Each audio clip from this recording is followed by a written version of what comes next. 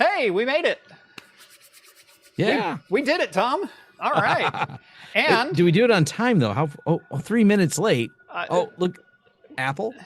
Yeah. That's what made it easier. Right. Less exactly. technical difficulties. Yeah. I turned everything on. I plugged it in, and it all just worked. Yeah. So welcome to Talking Heads, filmed in front of a live studio audience tonight. Yes. I am at an undisclosed location in Washington. Some of you in my community may know this spot well, even if you don't know where it's at. This is Yocto's humble Homelab. This is the all-new data center. And this is the official, unofficial grand opening. Is that correct? Yes. Yes, it is. Yes, okay. It is. So don't let this fool you. I'll see if I can post some pictures here in a little bit of the actual data center. In his garage, he has raised tile floor, a 5-ton HVAC unit. You've got 6 racks plus a power distribution rack. He's got. Is it still 5 gig symmetric, or did you go to 10 yet? 5 gig symmetric. 5 gig symmetric. Okay, yeah, 5 gig symmetric internet. He's got 40 gig, or are you at 100 gig or 25? What did you go with? 40 to the backbone. 40 to the backbone, 25 down to clients if you need it, 10 everywhere else. It's a humble home lab. But you said the 5 symmetrical in and out? Yeah, 5 symmetric in and out. Not bad. Yeah. Happy times. Yeah, so yeah, decided to show up here. In fact, one of my servers is over there. You might be able to hear it. That's my DGX V100 system with 8 V100 nodes in it. No, the button you pressed was the right one for noise canceling. Okay, cool. Yeah. The reason I know is even when you tried to clap, it didn't. So. All right. Well, anyway, welcome to Talking Heads, everyone. Episode 408, your once-weekly live show for the latest in beer and tech news. I'm Jeff. And I'm Tom. And in honor of hanging out with my friend from the West Coast, we have our reviewing Buzzsaw West Coast IPA. We're going West Coast IPA tonight. All right. Mine's a little bit darker. This is the all-new Costco Vintage Ale, or the Kirkland Vintage Ale, which is actually brewed by Deschutes here in Bend, Oregon. This is a variant of their Abyss barrel-aged stout. A little bit more vanilla, a little bit more approachable, slightly less roasty than their Abyss, but very, very good. I had something. So I like Dragon's Milk, and I think it's good. Oh, by the way, before I forget, today's episode is brought to you by Meter and by Verta. More on both of them later in the episode. I completely forgot about that during the intro. If we, I knew we have to do it, so I almost asked you in the beginning if we have to do that first. Before we do it. But, heads, tails, and center. Yes. Heads, tails, and centers. Got it. So I like Dragon's Milk. It's great, and I think we've talked about this before. But unexpected, I'm at the store. And I'm like, okay, looking at the deli. I got some, look at that. I go to these local smaller deli stores because they always have something a little different in the meat deli. They had Dragon's Milk smoked salmon. Ooh. Though that is not something I expected to be in a sentence together, but it was different for sure. I don't know that I'll buy it again, but it was still good. And I ate all of it. I said, ooh, and then your words caught up with my brain. And I went, wait, what were those words you just strung together? Dragon's Milk, smoked salmon. Yeah. Not like I had smoked salmon and drank a dragon's milk. No, they soaked the salmon in dragon's milk and smoked it. I don't know the process by which this I'm back on board occurred. Now. I'm back on board now. Okay. Yeah. It's good, though. It's weird because it has the dragon's milk aftertaste. A little bit of the front taste is a little bit sweet. They've definitely added a little bit of sugar or something to it. I think. I'm assuming. I don't know. Maybe dragon's milk is sweeter when you use it as. I don't know even how you'd use it because I don't even think of things as smoked and dry. You could reduce it down. Basically, create like a marinade out of it. That would work pretty well. Although it'd be really difficult to do without also removing the alcohol. But you would end up with actually a nice like molasses glaze if you Yeah, and just that's did a what it was. It reduction was on like a glaze on Okay, it. yeah. Yeah, because it's smoked. It was not a wet. It was just like a normal smoked dry and glazed. Because they also had like your barbecue glazed salmon. They had Yeah, all a yeah. lot of varieties.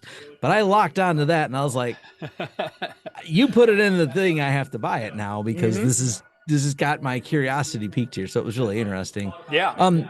I think me and you talked about this. You're aware, of course, of Malort. Yes, I am aware of Chicago's worst thing to ever happen to mankind. So we have made it a joke at many of the conferences I go to in the IT MSP space about bringing Malort. And my wife is known as the Malort Queen. She brings Malort shots, and this joke has been going on for a while. But Yeah. my friend Kevin wanted to take it to the next level by making Malort jerky. And so that was truly the most interesting jerky I ever consumed. And he makes really good jerky. He had plenty of the other good stuff to help wash it down. But that was definitely the weirdest I've tried that I don't know that I'll try again. So Yeah, I don't know what to think about that, and I have some thoughts on Malort. So yeah. I mean, Malort's kind of like Band-Aids, hairspray, and gas mixed together. yeah. So, for anyone that's wondering what it tastes like.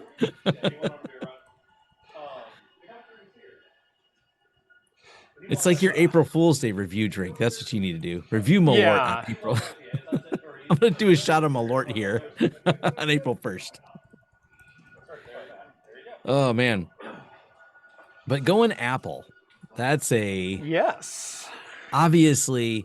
So a lot of people took my video out of context, and I said right away that no, I'm not abandoning open source. I believe that's part of like the video is like 3 minutes. So it's very early in the video because there's not a lot of video. I made the video relatively short just to talk about the choices for upgrade. Now, what I did do a bad job of, unfortunately, is I didn't talk about all the new systems, but I talked about value, and I talked about that it was cheaper than what I could come up with to buy. So Totally. I was Yeah. kind of just talking about my upgrade path, but people thought I was just only comparing the older hardware to newer hardware. And I'm like, well, yeah, granted, my Threadripper is a little bit older. Yeah. Granted, the A6000 is not the newest, but it's got 40 gigs of VRAM. It's good for doing lots of layers in DaVinci Resolve, but it just doesn't perform as fast. And the shocking difference in between the chip in my Mac Studio and that A6000, but also I probably should have included, I watched several other videos from other people,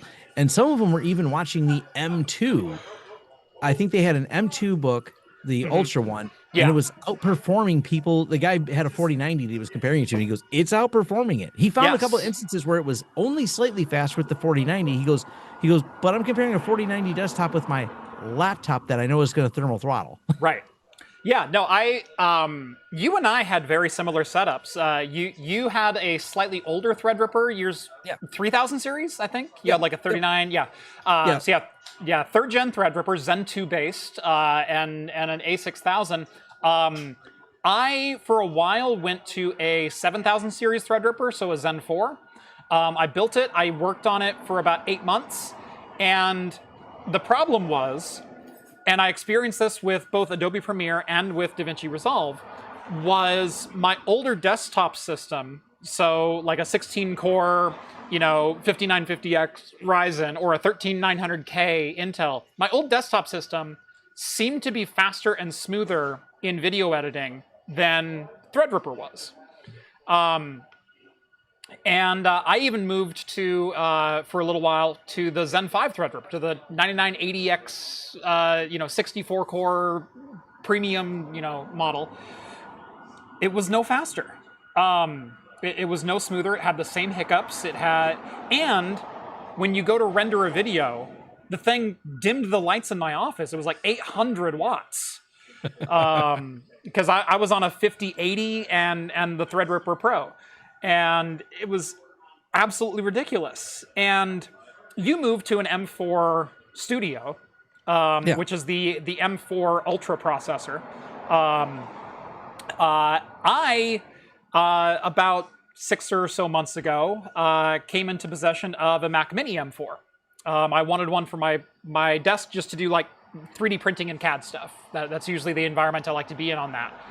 I got so fed up with all of my different Windows desktops, I went, We'll try it. I edited video on my M4 Air laptop when I was in Taipei. It seemed to do just fine. Let me try doing a full ProRes 8-bit video on the Mac Mini and see how it does.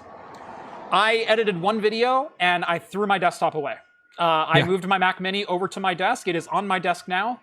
And it is, make no bones about this, the base model Mac Mini.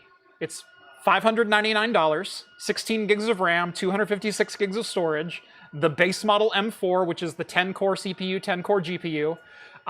The only things that I have done to it was I bought a Thunderbolt dock, so I can plug in my 4K DeckLink capture card and add 10 gig networking to it without buying another Mac Mini to get 10 gig integrated. It cost me $300. So I'm on a $900 system that is editing better than my Threadripper workstation with a 5090 in it. Yeah, and that's the thing. My system, which by the way, it's not the Max. I'm using the M4. I'm M4 Max, not the M4 Ultra. Yeah, that's right. Yeah. But you know, I could have upgraded to that, but I probably I'm overkilling it right now because you are on the slower version of this chip in editing smooth. Yeah. And I just like it was. I got it for $1,600, which also people said, well, that's not a real price because you bought the refurbished. I'm like, there's always refurbished available from Apple. And by the way, if you go third party, definitely there's refurbished available. Right. So yes, I did base it on a $400 price, but even if you were to pay retail, okay, $2,000. $2,000, You didn't even match the 5090 for price point yet. Exactly. And you're editing your video on this desktop that draws 70 watts from the wall. Yeah. And if people act like I'm really sacrificing open source, I'm like, look, it's a closed source video editor.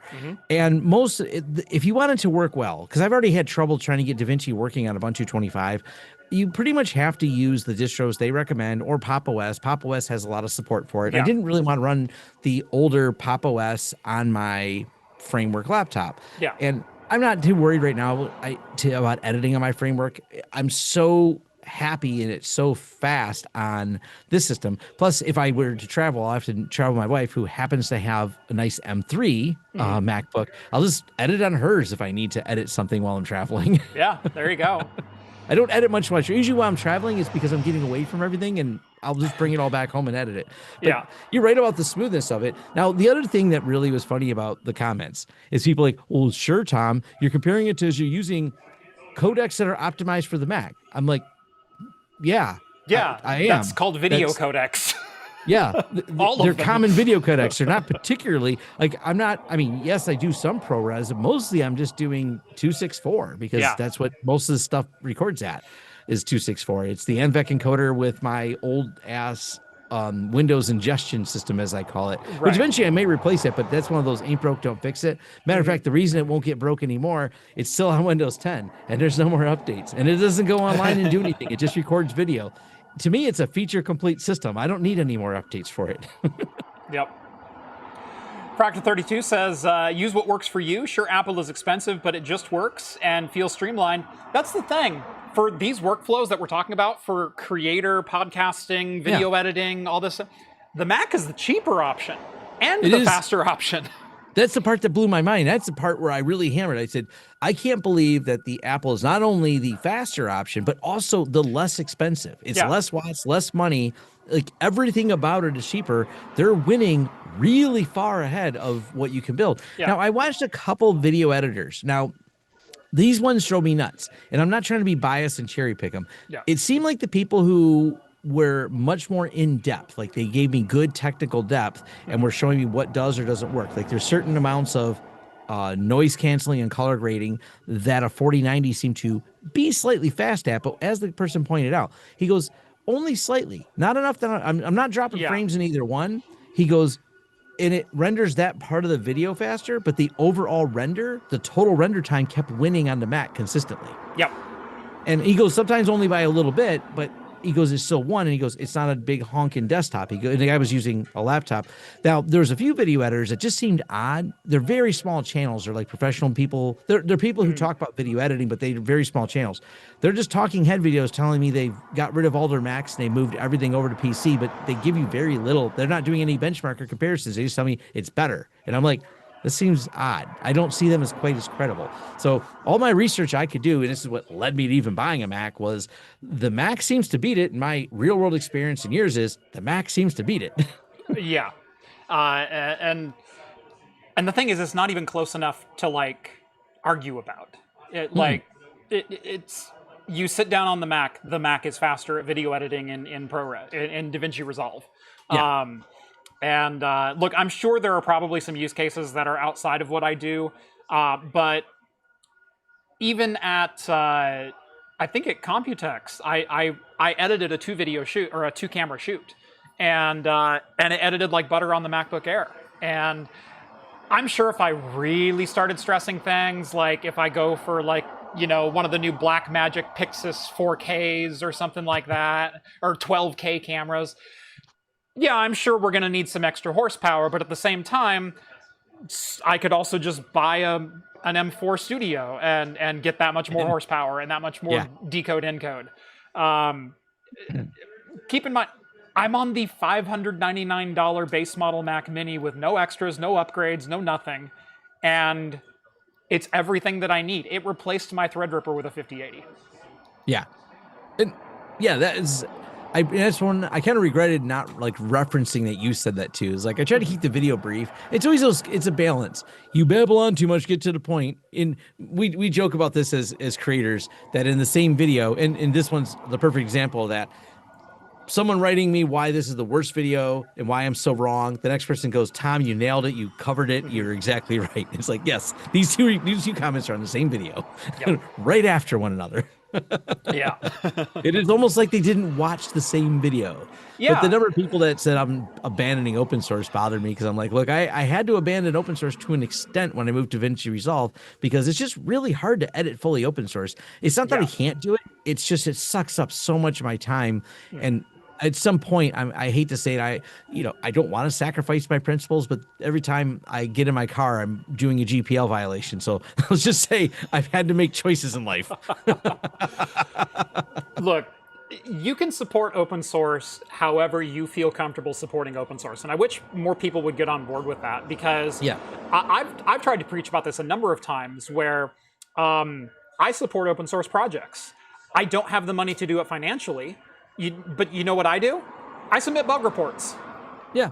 If I'm using the software and if I encounter a bug and I think that bug has not been documented before and it's impacting my workflow or it's causing an issue, report it. You are doing every bit of good as anyone else who is helping develop that particular product stack. And the more people report bugs, the faster those bugs get fixed. Exactly. You don't have to be a developer. You don't have to, donate $1 million a year to back open source. You can simply use open source and contribute to the community. Well, and I do a lot of tutorials. Yeah. And I can do those tutorials faster with a Mac now. So I'm using the Mac to promote open source in a better way. Yeah.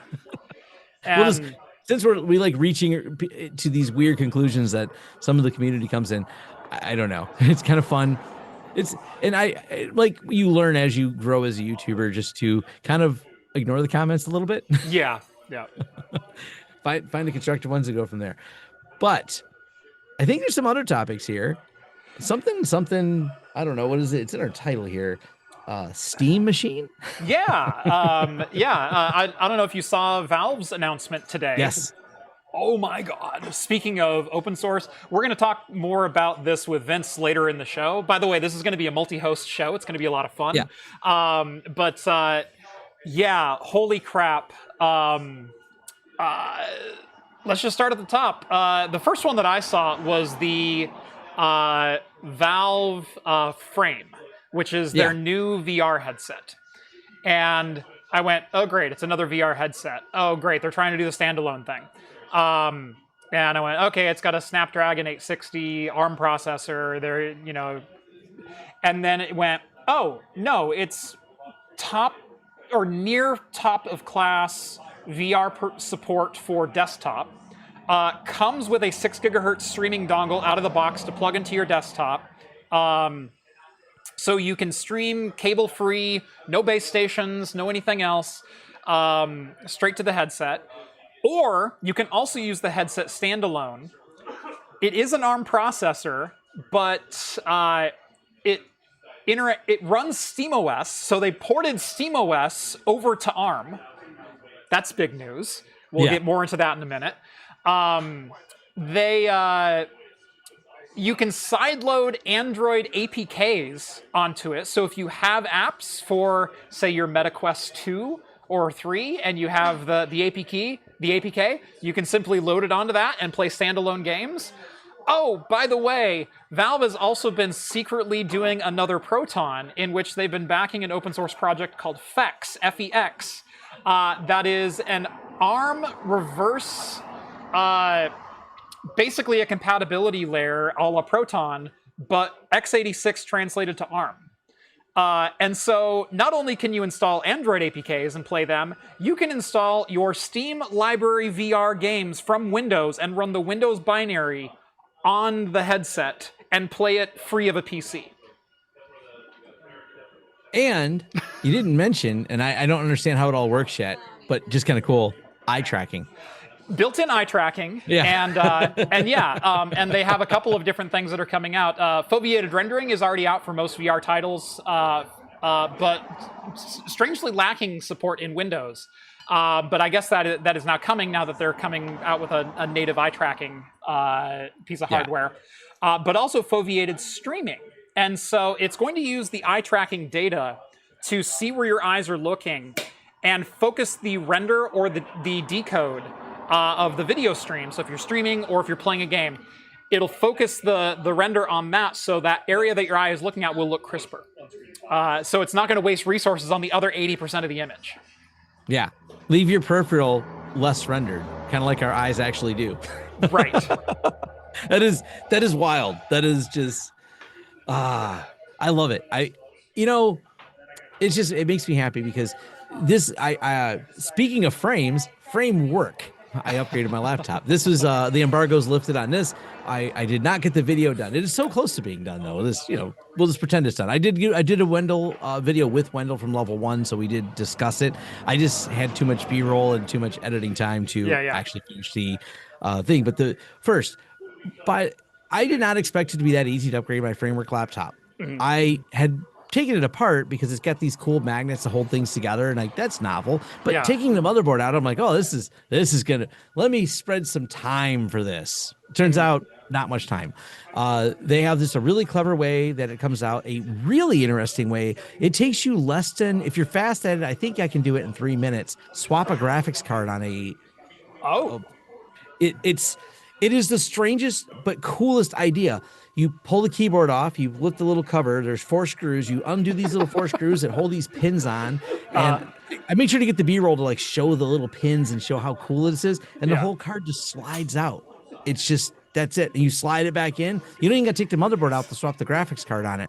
So now I've got the new AI 7350, the Ryzen one, and I have the 5070 card in it, and it's just blazing fast. That's a good combo. It is. Oh, I played games on it for a while. I was like, this is my real maybe the reason the video's not done is because I just started playing games and didn't stop. So yeah, I wanted to make sure for you, the audience, and I've spent my time doing thermal testing on this. Right. The thermal testing is actually not bad. It is a little loud. I think it's 52 decibels peak, but that's not tragic for a gaming laptop. My Asus sounds like it's going to leave the room. You said 5070, right? Yeah. Yeah, 52 decibels is not bad. They did a good job. They use actual brand name Cooler Master fans inside the framework. So in the replaceable, of course, because it's framework. Yeah.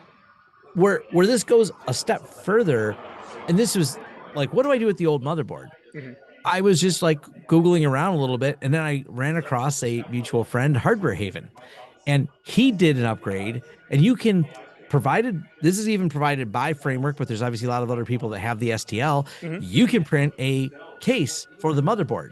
And you're probably thinking, well, how do you turn on? Okay, yeah. But how would you turn on a laptop motherboard? Well, don't worry, Framework's got you. You don't even got to try to figure out a fiddly little connector. They put a power button on it. Nice. And so when you 3D print the case, you just have a spot for the power button. But wait, there's more. When you don't have a battery, you have the inability to keep a real-time clock going, because the battery, if you want to leave it in your laptop because you just pulled the motherboard out, you don't want to buy a battery. Right. Well, how do we keep the time and everything? Don't worry, they got a connector on the motherboard where you can put a coin. The one he has a coin on it. Mine's got the 2-pin connector. It Yeah. looks like to put a battery on it. Right, So right. they thought about that of building it in so you could pop a battery on it to keep the clock. Like they meant for this to work outside of the laptop if you wanted to. Yeah. Like our motherboard works outside the laptop. Use it however you want, and that is next level from Framework in my opinion. I love that because even more so than open source software and keeping hardware alive through the use of open source software, Yeah. I like to keep actual hardware alive for longer than its service life should probably be. Yeah. And I'm glaring at a couple people in the room right now for things that they made me do 2 weeks ago. Yeah. And it's still effective, like your older system. Yeah. Well, and you kind of have the whole ship of Theseus thing going on here. Mm-hmm. The point people made when I first reviewed the framework was, well, Tom, all that upgrade talk is cool if they ever make the parts for it. I'm like, that's a fair statement because Yeah. at the time I made the first review, yeah, they were not out, but they are now. And they've shown that we now are on another generation with this framework laptop where you can swap the parts, swap what you want, only the motherboard, or maybe for some people, only the graphics card, because 5070 is a big step up from the Radeon 7700 it shipped with. Okay, yeah. Yeah, so big step up on that. Not to mention, once you go NVIDIA, I wish the Radeon experience was better, but it's not. So Yeah. here we are. Yeah. But running Ubuntu 2510, apt get install Steam. Well, I think I downloaded the deb package, so I got the latest one. But either way, Yeah. the game's back to whole Steam Deck and everything, and the new Steam releases. Yep. I was shocked that even the anti-cheat in the games I play ran fine. I can play them online. I'm like, okay. Some of them are starting to get support, and Yep. the more Steam decks that sell, the more Steam machines that sell, the more frames that sell, Yep. the more you're going to have to give anti-cheat support to Linux. Yep. Yeah, because Microsoft has just created over the years a more hostile environment in every way Yeah. to anyone who uses their product, whether you're business or casual gamer Yeah. or professional gamer. Like the experience is just continuously degraded. Yeah. And I'm so happy that like the people over at Steam, they care. Yes. I hope they never lose that, because I don't know who else has the power to do it or who has they have like the means, the money, the funding, and the desire to do it. That's a rare combo. So we all want it. We can't afford it. And they've kind of put it together for us. And it's kind of cool because I don't think I need my Asus gaming laptop. I should probably sell it now because I don't have any use for it. Yeah. And once I got this 5070, I'm like, okay. I mean, I don't remember what model it is exactly. It's not a real expensive one, but it's still, I don't have a need for it anymore. And I'm like, okay, I'm just going to use this framework for everything now. Yeah. The one thing I'd like to see happen, and I don't know how realistic it is,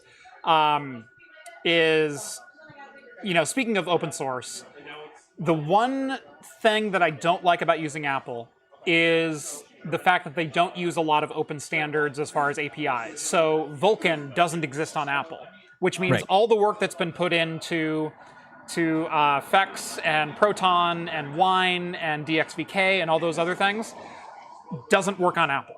And it's like, man, if Apple simply supported Vulkan, we could flip a switch and turn what is an amazing laptop or desktop into an amazing gaming machine. True. So if I had to knock something, it's probably that. Yeah, that is definitely a knock on the Apple. I forget what they call it. Is it Metal? Is that the programming language they use? Yeah, for their GPUs. I mean, they obviously created a good kit, so companies like DaVinci, and I don't think Apple cares as much about the gaming market, so their loss. They are what they are. They're my video editing tool. They're not my everything tool. Sorry, there's some shenanigans going on with like 9 pieces of drywall and a Ford Lightning. I'm not really sure what's... Someone's going to die. But Trying to unload it over there. yeah. Fair. I see someone says Woz would have done it. Woz would have made it all API compatible. Yes, he would have. Yes. I truly believe that. I think he's been gone a minute though, so actually, the most unlikely of scenarios was when Woz and Steve O went to the Apple store together. I don't know if you ever seen that video. Yes. I love it. They don't know who he is. He's employee 0, like regular employee 1 or whatever. I like that they don't even know who he is. Like they don't know who the Woz is. Like how far Apple has fallen from where they started. From like, the original geekdom, right? Yeah. And also the fact that Woz and Steve O were hanging out, not a pairing I expected. No. But one that strangely worked. Yeah. Oh yeah. I think Woz is just such a genuine person, and as goofy as Steve O is, there's some ways that he's kind of just now that he's out of the crazy period of his life. Yeah. Well, no, he's just not as crazy as he was. He's still in. It's now as long as calculated risks. Yeah. As long as that heart's beating, there's a level of crazy occurring. Yep. All right. Well, I do want to talk a little bit about my new server, but first, today's episode is brought to you by Meter. Managing networks can be a pain, and anyone who's ever built out a business network like you, Tom, knows you've got different vendors for every piece of your deployment, from switching, routers, firewalls, Wi-Fi points, plus you get to juggle local ISPs, local installers, and somehow when things break, it's also somehow your problem. Meter aims to change that, delivering a complete network stack, including high-speed wired and wireless networking, power delivery, firewall and routing, and even cellular in one integrated solution that's built for performance and scalability. You pay a predictable monthly cost, Meter supplies you with the hardware you need, and will keep everything up and running. Meter handles everything: the hardware, design, installation, monitoring, even dealing with your local ISP to get you the best rates on internet connectivity so you don't have to. You get enterprise-grade switches, Wi-Fi 7 access points, and fully managed security appliances, all tied into a single cloud-based dashboard that gives you visibility into your entire network stack. Best of all, there's no upfront expenses. When you sign up with Meter, they supply all of the hardware your business needs and will automatically upgrade your hardware as time goes on, ensuring your users and your business always have the tools and connectivity they need. Whether you're starting up a new business, adding new offices, or simply need to upgrade your existing network, go to meter.com/craftcomputing to book a demo now. That's meter.com/craftcomputing. And again, a huge thanks to Meter for sponsoring today's episode. I gotta admit, they got really nice B-roll. They do. They do. The B-roll's smooth. The way they laid it out, like, hey, whoever the team is behind that, thumbs up, because that makes the rendering of the rack easier. like spinning around and then the different devices popping. Oh, it's so good. Yeah. It really is. So good. Like, great job. The way it slides, like, great job. So we can appreciate those things. Yes. It's not easy to do, and that makes our job a lot easier because, you know, when you have to do these ad reads on a show like this especially, it's nice to have visual aids. It's nice if it's not just, you know, text on a screen or something like that. And so having some nice things to look at while you're reading makes it nice. Yeah. So because sometimes, you know, the behind the scenes of being an influencer or whatever the hell people want to call us. Right. I cringe when I hear influencer, but I know there's somebody bestowed that upon us. The problem is it is what it is. Like, it is what it is. Yeah. I'll call me whatever you want. I have bills to pay, so I have to say some words. But some of these companies just kind of go, won't you just put some stuff on the screen? And I'm like, I can, but I don't know what your stuff looks like. Like, Right. I need some details, buddy. Do you have any graphics at all that I could display? Because that would certainly help. That would certainly help. So, yeah, those conversations are always interesting. Yep. So. Anyway, Onto your server. I'm gonna glare at some people here. There's Yocto right there. Where's Vince at? Vince is back there somewhere. Some people made me buy some hardware a couple of weeks ago. Oh, and there's there's Zeus. So that's 3 of the 4 guilty parties right there in the garage with me. So this is great. We talked a couple weeks ago about me wanting to kind of reconsolidate some of the stuff that I did in my Homelab, because it felt like everything that I was doing now was production and super high end and drawing a lot of power, and I didn't necessarily need that. Plus, I'm out of room to tinker, and so I don't have a server that I can take offline to put a new graphics card in, because my Plex server is running on this one, and then I've got another service running on this one, and then this one's attached to the file server, so that can't go away. I don't have any room to play anymore. I've been thinking about getting a microcloud or a multi-node system of some kind. And the one I had my eye on was actually a Broadwell-based, more technically, an Xeon D-based system, which is loosely based on Atom, for about $1,500. $1,500, you got an 8-node server. You could slam 128 gigs of RAM. You get 3 NVMe drives. You get PCI Express expandability. You can upgrade to 10 gig networking, all in one package that has 8 nodes across it.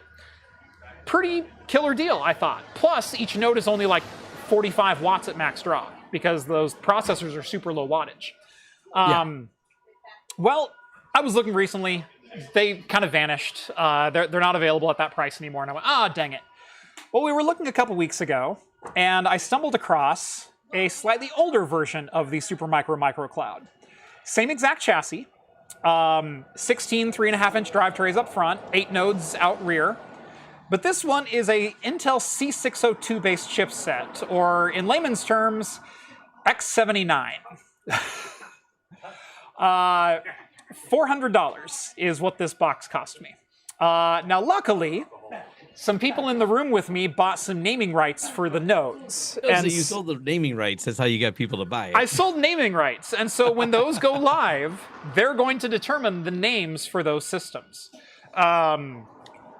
Plus, there's a node that you guys don't know about yet. We bought an extra special 9th node that we're going to test out. So more on that when the next video drops. But I've had that box up and running for a couple of days, and I've been running some tests on it. And I've got to say, I'm pretty happy with it so far. What is the power draw on it? That's one thing I was curious about. It's pretty nominal. The way it's laid out is really, really ingenious. And I think with the right build out, it's going to make a lot of sense. What I would not do is slam it full of 130-watt CPUs and try to get max performance out of it. It's Ivy Bridge. You're not going to get max performance out of this box.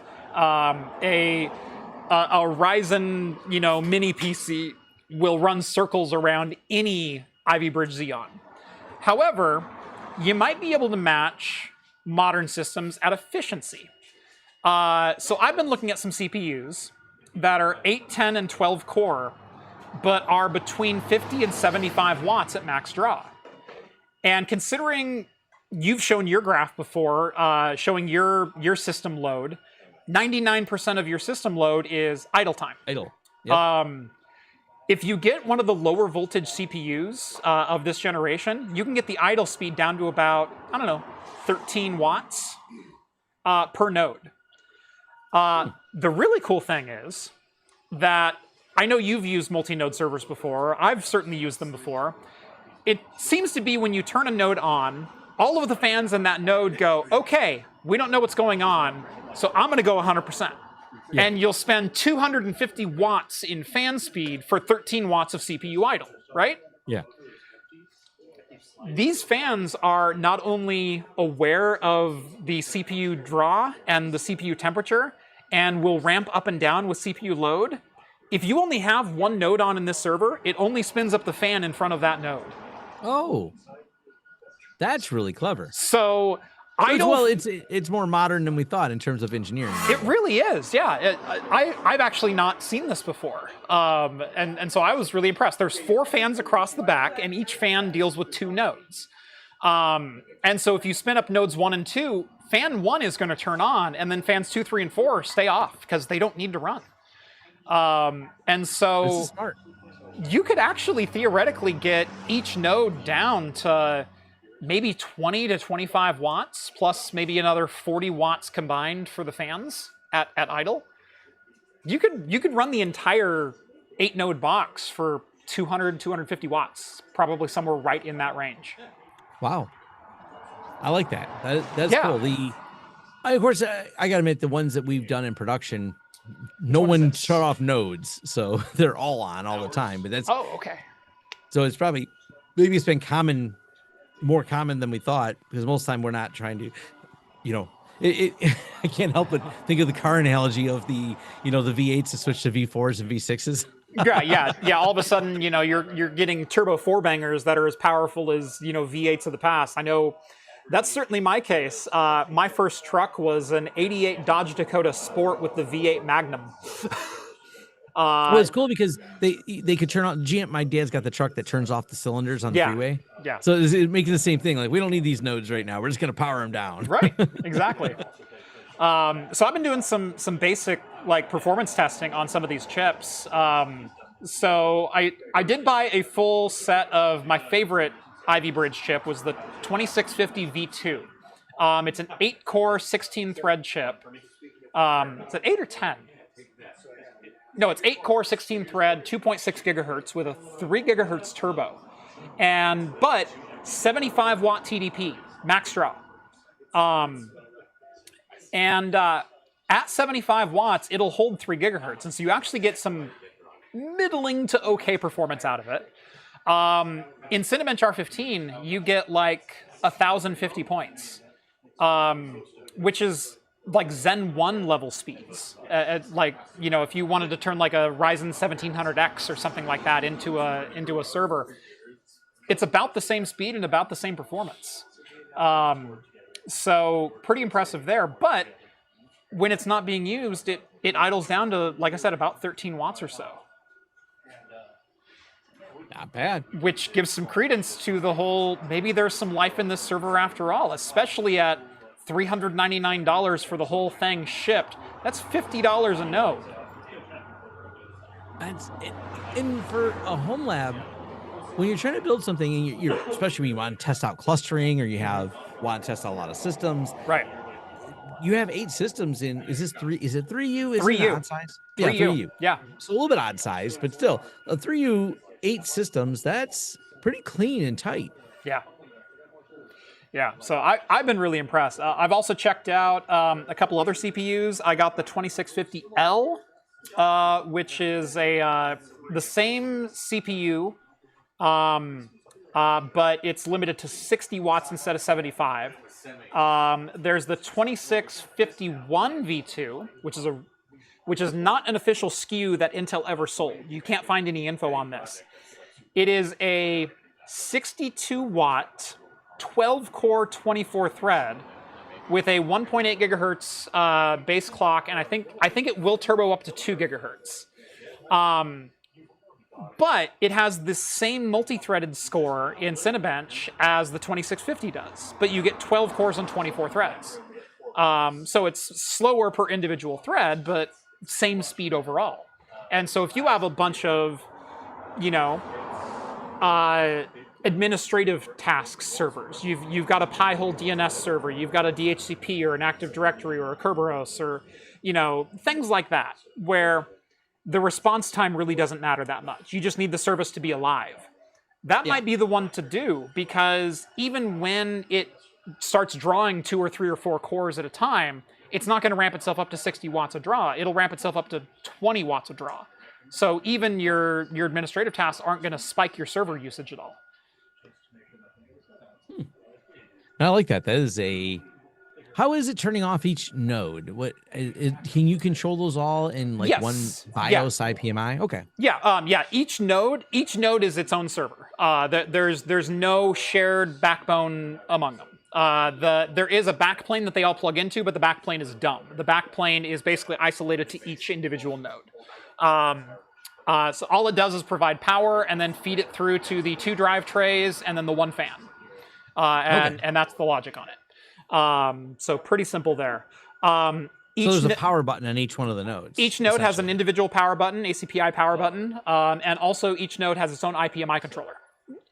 Each node has. Okay, that's what I was wondering, if there's multi-node or single-node IPMI. So each one has its own. Yeah. That's interesting. Yeah, they are 8 individual boxes. Yeah. Yeah.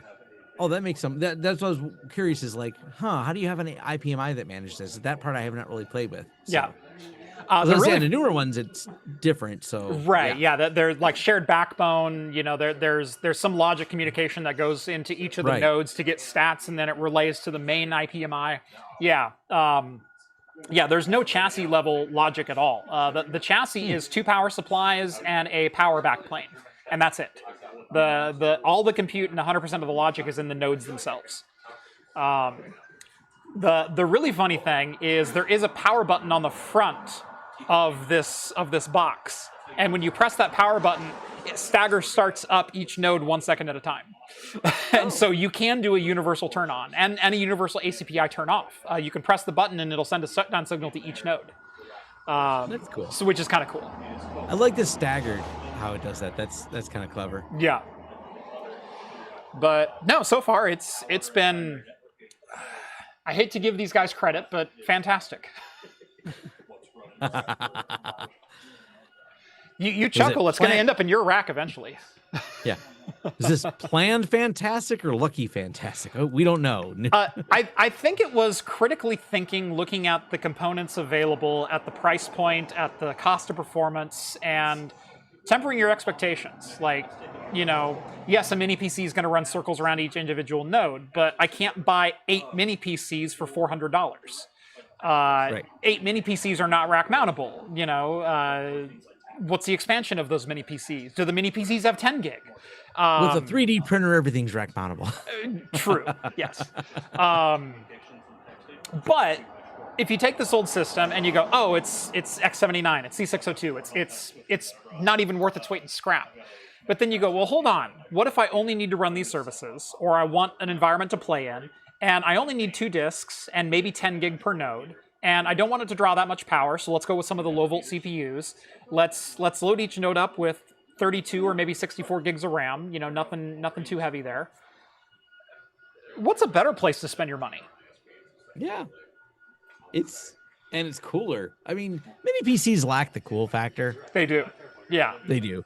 And this one is so satisfying, racking all those nodes in there too. By the way, so as many people that are coming back to the Mac discussion, it's a box you buy that you don't get to upgrade the memory, you don't get the CPU, blah, blah, blah. But then they're poo-pooing on servers, and then that same person's like, oh, look, another mini PC. That probably is just SoC. I mean, these are system on a chip. These mini PCs aren't particularly, some of them do have some memory upgrades options, but yeah, we sure are swapping and considering CPU choices. The mini PCs come with a CPU, and just like the Steam. Besides the new Steam boxes, what was Steam boxes called? Steam Machine. Steam Machines. Yes. The Steam Machines, there's more customization on that front faceplate than there is. You can change the faceplate, you can change the drive. Yeah. That's where it starts and stops. Right? It's all SoC. It's, GPU, CPU, memory, all in there, one big heat sink on top for some airflow. You don't really get to customize it. So Yep. So, yeah, no, I pleasantly surprised, after really thinking about it and whatnot and looking at what the options are, pleasantly surprised. Price to performance, price to power draw, because that was one of the bigger ones as well. Like I think I said in my first video on it, I pulled my last X79 rig out of my rack like 3 years ago, and it's because they idled at like 150 watts, and it was just ridiculous. These nodes don't do that. And with the right build out, I think they're going to be really solid. We doing Proxmox on it? That's a great question. I'm actually at this point undecided. For one really, really big reason. If I'm just going to run administrative things on here, if I'm just going to run, Pi-hole and Plex and a couple other things, is Proxmox the right tool for that job, especially considering I only have 2 disks per node? What if I went TrueNAS and made the TrueNAS boxes Ceph-aware of the different disks that are in the front of the nodes?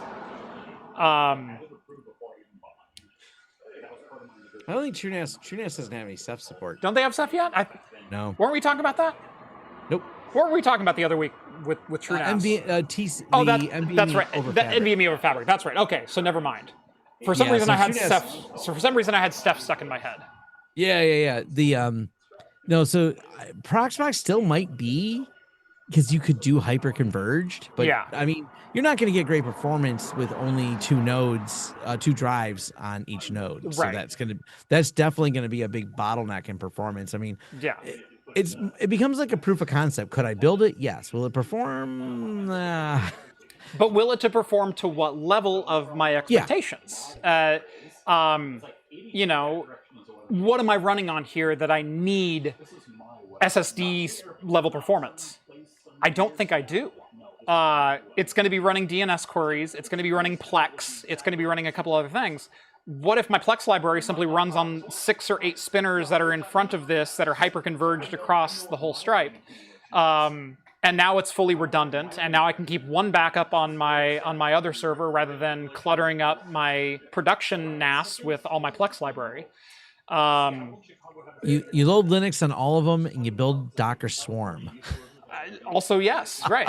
That's also totally an option. Then you're straight up bare metal. Why bother with a hypervisor? We're just going to Docker Swarm this. You know, Kubernetes always feels like overkill, and Kubernetes is fun until it's not. So you're an update away from hell. Yeah, and I feel that same way about Docker too. Like, Docker's not for me outside of like, oh, I need to spin up this one service to use it for 20 minutes and then spin it back down. If I have the resources, I'm going to virtualize whatever service I want. I want it to run. I want it to run in its own sandbox. That way, if I update the host and the kernel, it doesn't bork my Docker container. It doesn't screw anything else up. Yeah. So, yeah. How many people can we piss off in one stream? I know. We're going to just waste resources, and we're going to build everything in its own VM. Yep. Everything, man. It needs an entire virtual machine. I'm sorry, I didn't have the chat open because we weren't getting any super chats, and all of a sudden, I think there's 5 in here now. Yeah, see, there's a few. I wasn't sure how you were handling that. Yes, Elmo, the missing member of the X79 Make Jeff Buy Old Crap gang. Thank you, Elmo. $20. This show is sponsored by me, Elmo, the antagonizing Patreon, and the Elmo BLD01. Is Elmo in the vicinity of where you're at, or no? He is not. No, Okay. Elmo is on. Elmo's closer to you than he is to me. He's on the East Coast. Got it. But yeah, the other 3 guilty party are in the garage with me. So thank you, Elmo. Much appreciated. Let's see. We've got Fat Hacker chiming in with 5 Aussie bucks. It could be worse. We could have convinced you to go with an EL4000, like the one that's beside you. In fact, yeah. Oh, that's the moonshot. Okay. Where's the... The EL4000's in the rack. Oh, it's in the rack. Okay. Tom, there's an HP moonshot below me right here. Right there, just off camera. You can see the little corner of it peeking out right there. That's an HP moonshot laying on its side. Humble Homelab. Elmo sends over another $2. You're welcome. Thank you. Cruiser sends over $5. Thank you so much, Jay. P.S. Jeff, when do you need me to? What do you need me to get from the liquor store? I think we're pretty set here. If we'll show the full camera when we go to the pan shot in a couple of minutes, but we've got a pretty good spread of just beer over here. So, Tom, have another one on me tonight, I guess. And then Fat Hacker sends over another 2 Aussie bucks. At Jeff, don't ask me how I know. Yeah, I'm almost done with my West Coast IPA here. So Nice. How was it? I like these. These are great. Arbor Brewing, great place. They're, I believe, in Ann Arbor, Michigan, based on their name. Nice. Ann Arbor is home of University of Michigan. It's our college town here in Michigan. It's about 30 minutes from me. Yeah.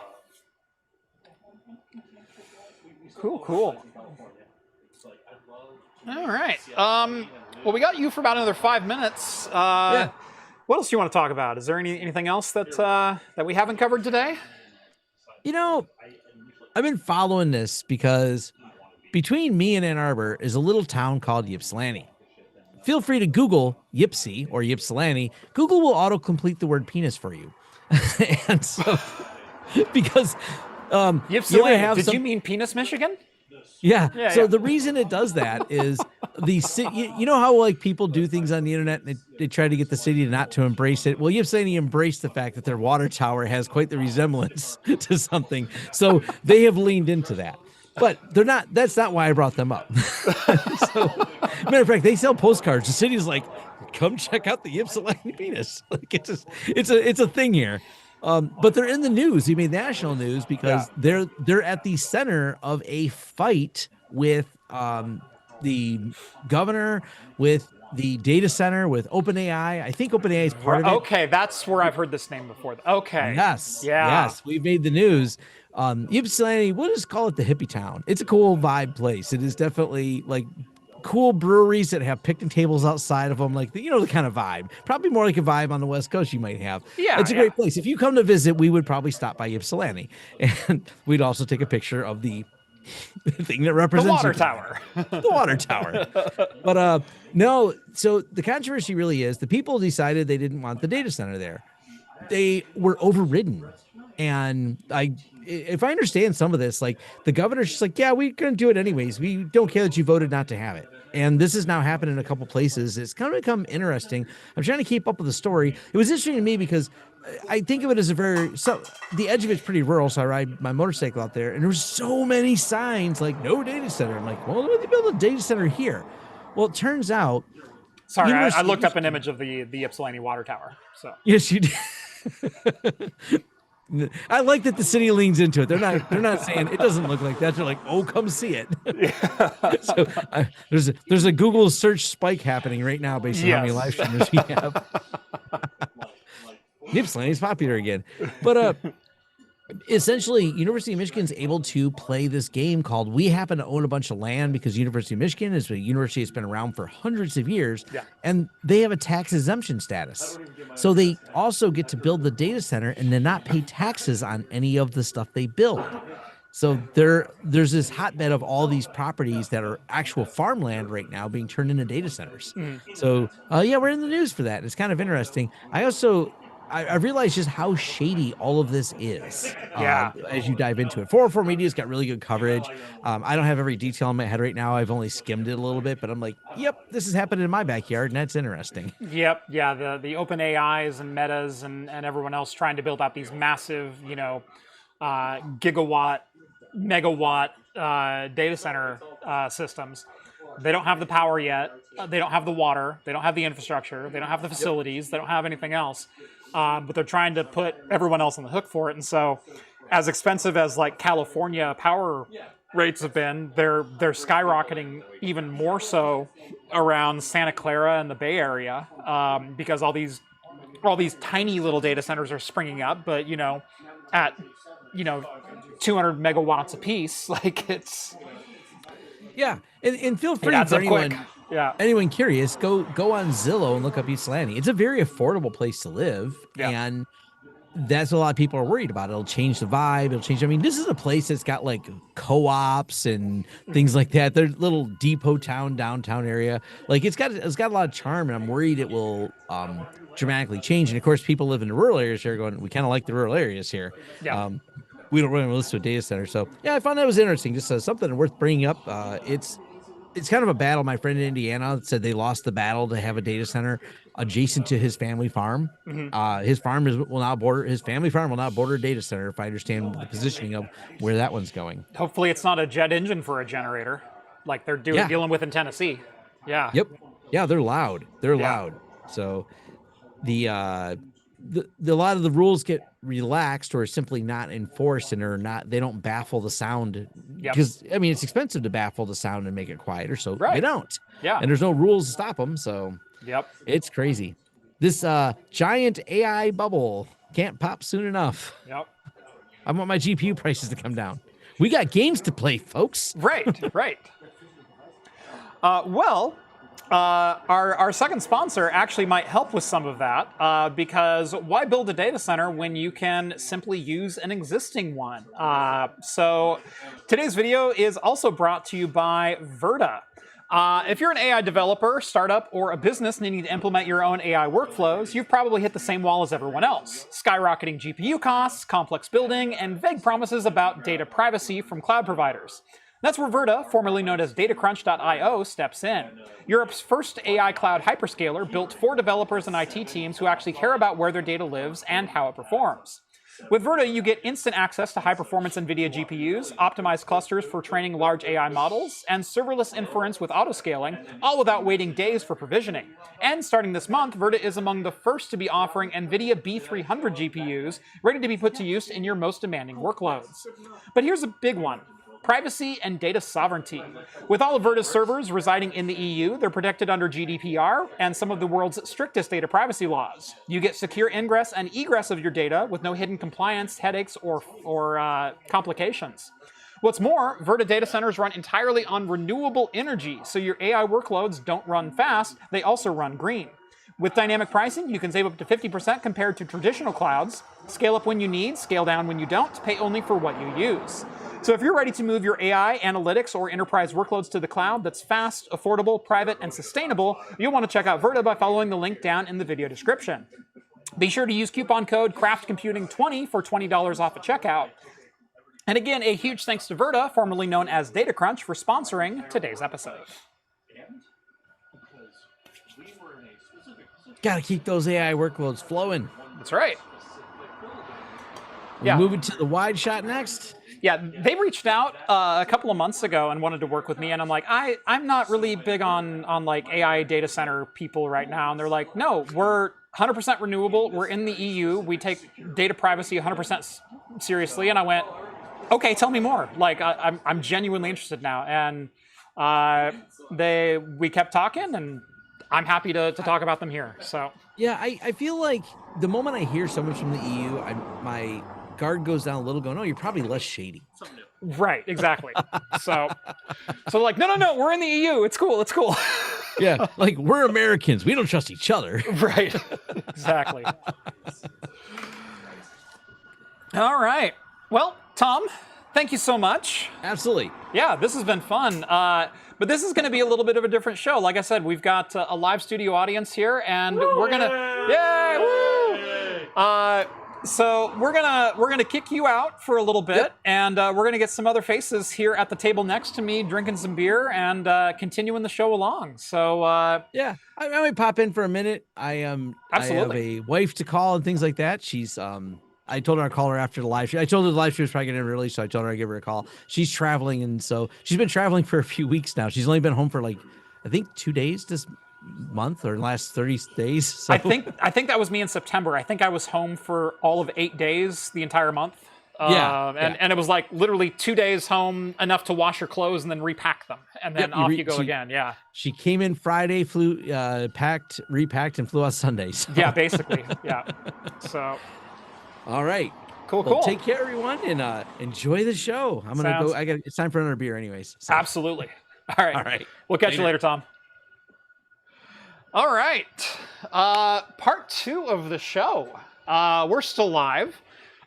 We still have a lot more that I want to talk about. Tom and I started talking about some of the Valve news.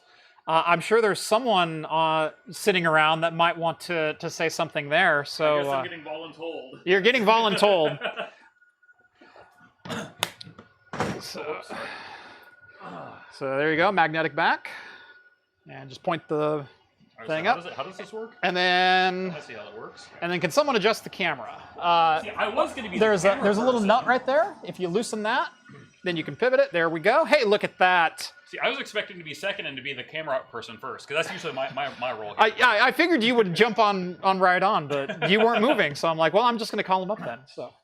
Like I said, I was expecting to go hop on the camera and move it, but I guess we have other people that can do that. That's right. Welcome, Vince, otherwise known as Circuit Rewind. Second time on the show. Third? Second? Second. The call-in episode, I did. That's right. You were on the call-in episode. I was on the call-in episode. Okay. Gotcha. There was one full episode with me. Yes. Yeah. So, welcome to the show. Tom and I talked a little bit about Valve's genuinely surprise announcement that dropped today. They tend to get some sneaky ones in every once in a while, but it turns out they can count to 3. So the thing is, they were a little bit sneaky with us, but they weren't. Yeah. I actually had a friend messaging me a few hours ahead of time saying, hey, Rumor mill says Valve is announcing something today. We don't know what it is, but they're going to announce something. And then speculation started, and then like an hour later, the big drop happened. Yeah. And if you watch their 6-minute video, the way I think I described it in your Discord earlier is that 6-minute video had more punch than an entire hour of an E3 press release. 100%. 6 100%. minutes. And the thing is, like, I called a 6-minute video because on the clock it was. Yeah. A full minute of that was just music at the end. Yeah. So, like, 5 minutes worth of content. 5 minutes worth, they got out every single pertinent point about 3 brand new products. And the way they segued from one to the next was just like, I was almost in tears. It was like, chef's kiss. How so nice good. They put that together. Yeah. Yeah. All announcements should be that pertinent, that direct. Cheers, my friend. Cheers. So which one is this? This is the Freem Belgian-style blonde ale. This is part of their barrel age series out of Freem, out of Portland, Oregon. Fantastic brewery.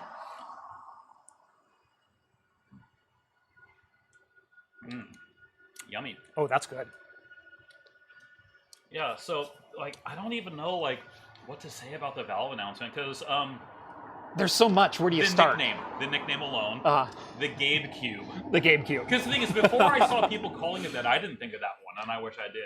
If I cannot put a custom animation on the boot up and have it do the GameCube startup, I will riot. Well, like I saw it and I'm immediately like, oh, this is like a GameCube, and then the dimensions came out and it's just ever so slightly larger, I believe. Yeah. Because it's like 5 versus 6 inches on each of the dimensions. Something like that. I think that's what it was. And so I started looking actually at my GameCube on my desk, and I'm like, oh, this is neat. And then one of my friends on social shared a photo. Well, let me grab your mic real quick. Yeah. It is. Sorry. It is for some reason not connected. So turn it off. We'll put it in pairing mode. Gotta love technology. Gotta love technology. Okay, there we're pairing. Let's see if it picks up. I think this might have been the set that I had a hard time with last time. We might be down to a single mic, and we might get creative here. But pass it back and forth. Yeah. Or stick it to a cup and just set it between us. All right, we might lose audio here for a second, but I'm going to try to resync this thing. Where's the technical difficulties banner? Yeah. Bum, bum, bum, da, da, We need the ones from like The Simpsons. Yeah, exactly. I like the American Dad ones a little bit better. The one with Roger with like the, he's like dressed up like as a little girl in like a wagon and things like that. Yeah, those are the best. We have Server as our second host. Exactly. Yeah.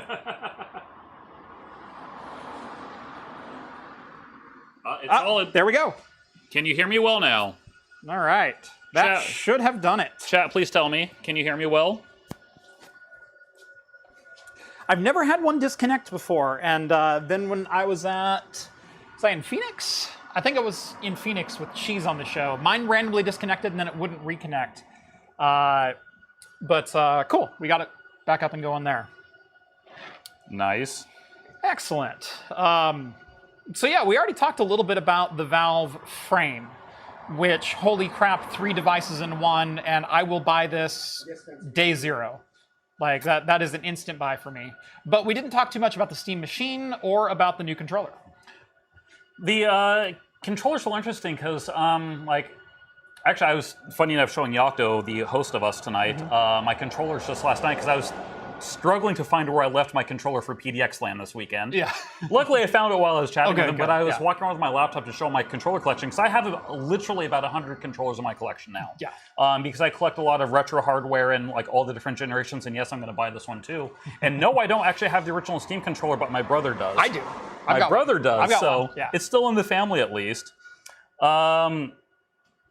But like, I think it's amazing. Yeah. So right off the bat, they're like, yes, this uses magnetic sticks. They didn't call it Hall Effect. They called it something else, but it's essentially a Hall Effect stick. Correct. Yeah. So they're using magnetic sensors rather than resistive sensors, which means you have that near perfect dead zone in the center and no drift over time. Yep. Like they work and they work forever. Yep. And it's crazy because like, so many companies, like the big 3, are not doing this today, even though it's an old technology. It's not new. Right. We think it's new because we're hearing about it today, but the Dreamcast used it. Yep. Like, literally, 9999, never forget that date. That's the release date for the Dreamcast here in the States, right? Yes. So 1999, we had Hall Effect joysticks, and these companies are just now starting to figure this out. Yeah. Like, Sega had this way ahead of time. So they announced that. But I was also reading an article today that was interviewing part of the dev team about the motion controls of the controller, because different gamers play games differently, and they're embracing that and like promoting that heavily. Yeah. Because there was one guy in the company, only one guy, that wanted gyroscopic controls.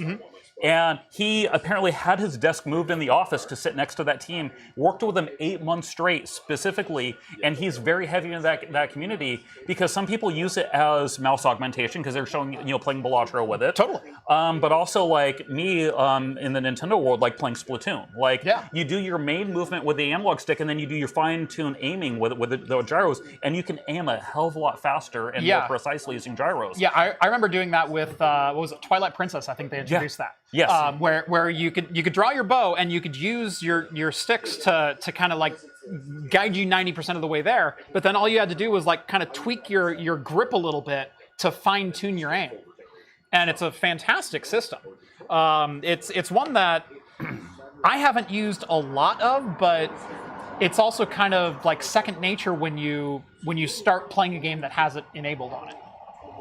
So the other thing with that is, if you're familiar with the Steam Deck, some games will do this. You can, because with Steam Input, you can configure everything to your heart's content. Yeah. The analog sticks, and I learned this a different way than most. I replaced the analog sticks with my Steam Deck with the GUI kit, which so gave do it. I. Yeah. And one of the things is you had to solder a wire, which is for a capacitive sensor on top of the sticks. Yeah, so it knows if your thumbs are touching. So they not only have that on the sticks now, they have that on several points of the controller. That way you can actually turn on and off the gyro dynamically based on if you're holding the controller or not. And the example they gave is like if you actually drop your controller while playing Battlefield and you're flying a helicopter or something, you're not just like going all over the place. The control will disengage itself as soon as your hands are not physically touching the controller. Yeah. YouTube always does that for me. It does it at least once. Yeah. But no, it's a really cool feature because... so it's like every optional feature of every controller I own, I think exists on this one controller. Yeah. All of them across the board, which is amazing. Because like right now, like when I was saying I was searching for a controller, I use a Microsoft Xbox Elite controller right now so do I, as my main controller. The first gen, not the second gen. I wish I had a second gen so I could have USB-C. I'm stuck with micro. I have a second. The other things, did you see the charging dock? I did not. So the new controller actually it's a dock / dongle at the same time. So it has a cable that comes out, and it's a magnetic dock. Oh, nice. So you just sit your controller down, and it starts charging, and it pairs, and it does everything automatically. And then you pull it up, and it's just in your hands, and you're playing. So it's NFC, Qi, dock, lock, done. I don't think there's NFC. I think it's just because when you dock it, it's a digital connection, not just power. Okay, gotcha. And so the two of them will immediately pair with each other, and then you pick up the controller, and you're just gaming. Because like pairing a controller, as we just saw with this microphone, pairing wireless devices sucks. Yes. On every single platform. Yes. And so, like with the Xbox One, you plug in the controller, it pairs, and then you unplug it, and you're good. Right. So this is that same level of like freedom where you set it down, it docks, and then when you pick it up, it's good to go. Yeah. Yeah. So I magnetic docking. Amazing. Like again, like they took every optional feature of everything and shoved it in one device. Yeah. Moving on to the Steam Machine, the Gabe Cube. The Gabe Cube. There's going to be so many skin packages of D-Brand. I'm sure you're already cooking one up, and I will also buy that day one. But yeah, the Gabe Cube. They showed a little bit of like there's some customization. There's some little bit that you can do with the front panel. Like there's an LED strip on the front panel that's fully addressable that you can change up to change your vibes. So, is what with that specifically, when my mic died, this is what I was trying to explain. A friend of mine on social media shared an e-ink display faceplate. Yes. And I didn't know if that was real or somebody just quickly mocked up something in AI. That's real. No, that wasn't, because if you've seen like LTT and a bunch of other people have produced videos today, they had videos out today because they were invited down early to play with this. Yeah. That photo was a photo from their headquarters of somebody who had early access. Valve, I'm within driving distance. Right? I'm across the bridge. Yeah. Your bolt can make it. It can. It couldn't make it back out of downtown, but I could make it into downtown. See the comments. Well, for starters, I have a $20 super chat from Vince. Hi. You're on. You do not know how long I've been planning this one specifically. Ep.408 requests timeout. I was actually initially thinking of like you asking me to come over and then sending it as you're asking me, That's and good. be delayed getting it the seat. That's good. That's good.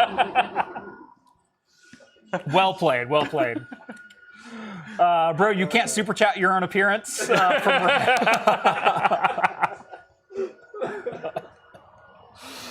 You're welcome. You're welcome.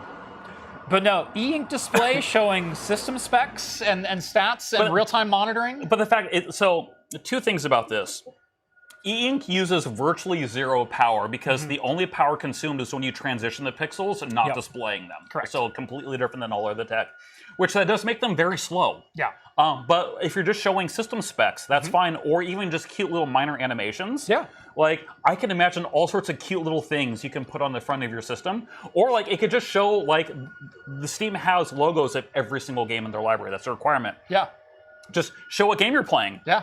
Just pop it on there. Yeah. Yeah. Well, like, immediately my mind started rolling when I saw this ink display. Yeah. Like, and yes, I do believe it is a black and white, because I do know we have multicolor ink today, but this one looked like it was black and white. Yeah, but this even one appeared still- to be black and white. But even still, like, that is freaking awesome. Yeah. Looks like we got some more popping in here now. Yep. Rhett super chatted, just in case I didn't see. Come on, bro, you can't super chat your own appearance. $2 for that one, thank you. Thank you, Rhett. And then Skull says, really should have gotten the Wednesday flight to PDX. Yeah, Skull, Yeah. we wish you were here. we do. Yeah. I mean, to be fair, if you look at the clock, I think he's flying at like 1 a.m. our time or something stupid. His flight leaves at 3:30 Pacific. Yeah, it's like tomorrow morning. Yeah. He's basically just not sleeping because he's going he's going to do this. I know he's going to be in the after party with us like always. Yep. And then just go straight to the airport probably. Exactly. Like, bro, you're going to be a trooper and you're going to be dead tomorrow, and we're going to love you for it. That's right. That's right. First beer on me, Skull. Hey, I still have the house cider. Maybe we save this one so Skull can have this tomorrow. Let me finish up the house cider. So the other thing is like, here is 01. They made their own ciders for us. Yes. CIDR, spelled CIDR. Yeah, CIDR. Got to make it correct. What's the 127.0.0.1? Yep. Yeah, and I would say this is already one of my all-time favorite ciders, and I'm primarily a cider drinker. Like, if you check chat historically, like, I'm known as the cider guy, and hilariously, like I told you, the one time I was actually on your show, I intentionally did not drink cider. Right, and what's funny is I grabbed a cider because you were going to be on the show. Yeah. I'll let, If that's for me, stop right about there. All right, yeah. I'll let Yocto do the introductions of the three ciders. Yes. Yeah, we'll get Yakto on. We got to talk about his humble home lab and his data center. He is obviously hosting us. Thank you so much. I note that at the beginning of the stream, you asked, or Should we get Yocto, Jeff? you Yeah, go ahead and bring him in. in the beginning of the stream, you mentioned photos of the humble home line, because obviously we can't just walk around with the setup. Right. I took a couple. If you want more, we can have anybody grab more. They're in the Talking Heads. Oh, sure. Yeah. Let's let me snag some of those. Oh, so we'll download the Jeff setup. I realized too late. I didn't consider. Scroll up real quick. There's even more above that. Because I was already sharing them while you were still setting up before you were live. Oh, there we go. Yeah. Yeah. We'll be talking about cider soon.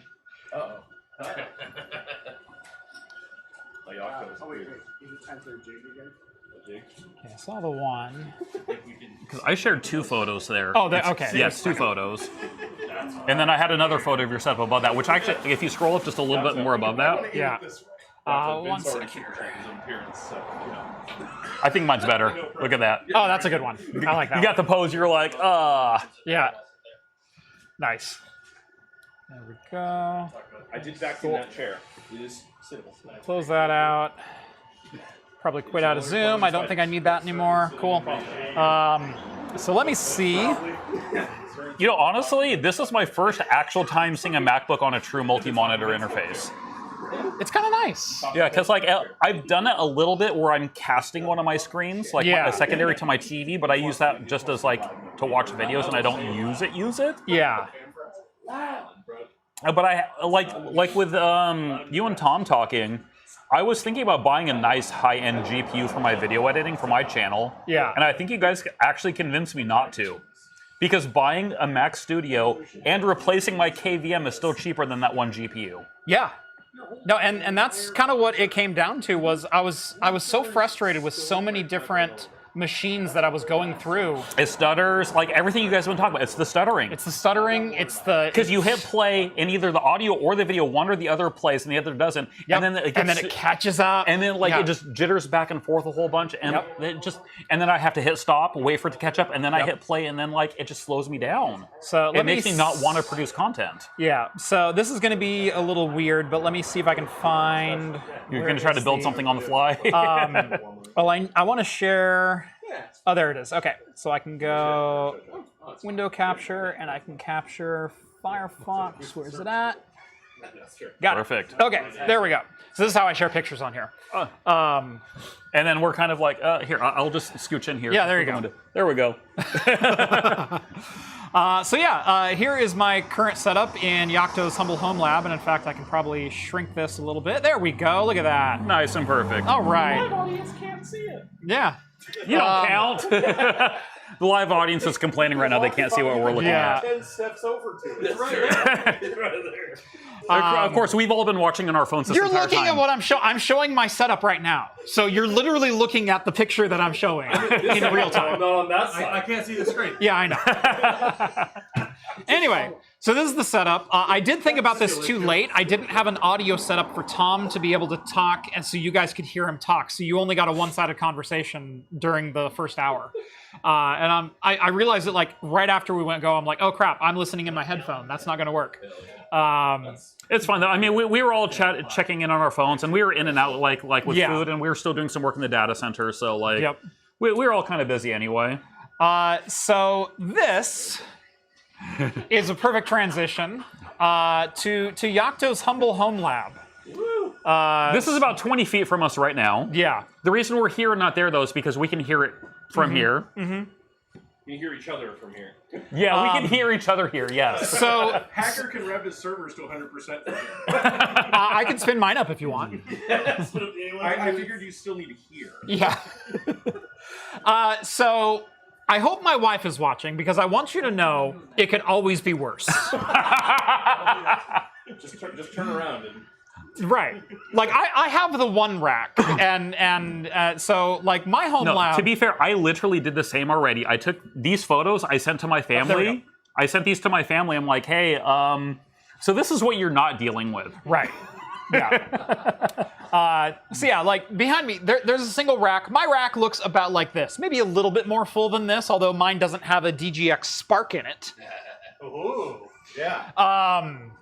But yeah, I want my wife to know it could always be worse. Green sends over a $2 super chat. Thank you so much, Green. Excited for the GabeCube as an emulation platform. I love that nickname. I wish I came up with it. GabeCube is so great. Perfect. So good. Perfect. As soon as there is a D-brand skin with the GameCube and it says GabeCube and it's got powered by ATI on the front of it, Yes. I'm all on board. Because it is AMD. Yes. It is AMD. Exactly. There's a guy on. It's not Power 9 though. There is a guy on eBay who actually recreates all the retro stickers, which is what I have on my Windows 98 retro. I bought some from him. Yeah, Geek and Spiel. If you look at Yes. Geek and Spiel, like everybody who's in the retro scene knows that this is the guy that makes all the retro stickers. Yep. He probably has an ATI sticker. Yep. I If have. not, he's gonna make them now and sell them like gangbusters. Yeah, I do have a couple stickers from him on my Retro Rocket PC. I have the original NVIDIA sticker, the GeForce 1, GeForce 2 era sticker. I've got the Windows 98 SE. Yep. And Same. then I've got the Pentium 4 Hyperthread. See, the thing is, like, I got those, except mine's AMD instead of Or no, Intel. sorry, I got a Core 2 Duo sticker. Yeah, so yeah. I got all those, except, But it's like, in the style of the Pentium 4. Yeah, so I got all of those except mine's AMD instead of Intel, and every single sticker actually matches the physical hardware in my 98 Retro rig. So does mine, although Yeah. Kind of. No, mine is 1-to-1. Yeah. Yeah. So like a Voodoo 5 sticker. Yeah. Because I'm that guy. Yeah. I'm the Voodoo guy. All right. So Yakto, we want to get you in here. We'll talk a little bit about your cider. Yeah. Real quick, I just love this one comment in chat. 2-gar garage equals 14 rack garage. That's a perfect segue, Yakto. Get in here. So, magnetic. Okay. He's gonna pull you off stage with like the hook. There we go. We're gonna lift you with the rack. Do I have the right side up? Yep, there you go. Yeah, light goes up. Alrighty. Welcome. Hi. This has been a long time coming. Hello. Hello. Yeah, you've been threatening me with this for a while. So I have been, yeah. But I've got no excuses today. Yeah. For everyone who doesn't know, this is Yakto. You know him by reputation, but not necessarily. So tell us, who are you? What are you? I am just a small Why are you? Homelabber from the planet Omicron Persei 8. But no, I've just been a member of the community for a while, and had this dream with my buddy here, Salem. Started off as a joke of, hey, what if we had like a data center in a basement or a garage? And it just kind of ballooned from there. Just kept on going, and kind of felt fortunate that I've had a lot of support from the craft community. They've been fantastic. Pretty much most of my customer base is from craft. They keep me up a lot, but they're terribly good people. And yeah. As it turns out, I attract certain personalities. I attract certain traits within individuals who love above all else home labbing, open source, server racks in your garage. Yeah. And where do you turn if you're not able to put a server rack in your garage? Why not Yakto? Why not Yakto? And that's the kind of the theory behind us opening this up is there's a lot of people out there who we've talked with over the years. Yeah. Who, whether it's power costs or the wife/girlfriend/partner approval factor, or just even availability, in whatever country they're in, just have, not a lot of access to hardware. I feel fortunate, I've got good internet and cheap power, and I've got, the technical wherewithal to put this together, and so. My goal has been I want to be a data center, but I want to be Homelab friendly. Yes. Because in the end, we've all started off with my first server was a throwaway gaming machine that I upgraded, and I started off just like everybody else, and I just have no self-control, and I just took it to an extreme. So. Right? Yakto is me with a slightly larger budget, is what it turns out to be. There's orders of magnitude, Yeah. I mean, I still ended up with the full rack, but people saw, like 8 years ago, my own home lab and home, self-hosted journey. Yeah. Because I started with an Intel 5420 CPU. Oh yeah. As well. But no, No, that was Ivy Bridge. that is 2005 era. That is pre-Nehalem days. Oh, jeez. That is the Adding an E to it. Yeah. yeah. It's an E5420 was what it was. The third time they went through the cycle of numbers. Yes. But that was the server that I was running when I started my channel, and I decided to, because of the success of my Chinese X79 boards, go like, well, what if I built myself an X79 server and I upgraded this server? But I was doing everything wrong too. Like looking back, Right? I was running TrueNAS or FreeNAS back FreeNAS, then, yeah. but on a hardware SAS RAID controller. Yep. It's always really amusing going back now, knowing what you know now, and Right. you kind of look back and you're like, man, I cannot believe that I did that. But I knew it was wrong at the time, but it was also the only SAS controller that I had. But that's how you learn, right? Right. We all make those mistakes so we can become better. Red ones. I should also. He said we all use Unraid once. I do own an Unraid license. That's my primary production service. We rest our case, Your Honor. Some never learn better. But I will say, ZFS needs direct access to hardware. Never run it through a hardware RAID controller. That being said, that server ran for 3 years untouched, just fine. Yeah, but but again, that's how you make those mistakes and you learn from them and you get better, and then you look back and you're like, wow, what was I thinking? But that's how you learn. So we do have another super chat from Zeus, who sends over $50 and says, Yocto isn't here. I can finally send the largest super chat. And so does this super chat bombing when you're actually in the audience sending the super chat? I just sent one from being on the... Well, you can just shout it. You don't have to spend the $50. Jeff's going to take your $50, but I mean, yeah. I have a couple ones in front. Look, Jeff will do a lot of things for money. We've all established $20 is $20. That's He's just lucky we have no pickle beer on the table. as it's been well established, I will X79 for pay. Live super chat, everyone. Thank you, Cosworth. Any comment to go with that? This moment brought to you by Linode. Oh man. Not sponsored. Yeah, today's video is brought to you by Linode. Thank you, Linode. There we go. We'll tuck that out there. All right. Fat Hacker sends over another 2 Aussie bucks. Yocto, sorry, not sorry. He never is. Hey, Yocto. What? What are those colorful bottles? Oh yeah. Let me read some super chats, and then we'll get to that.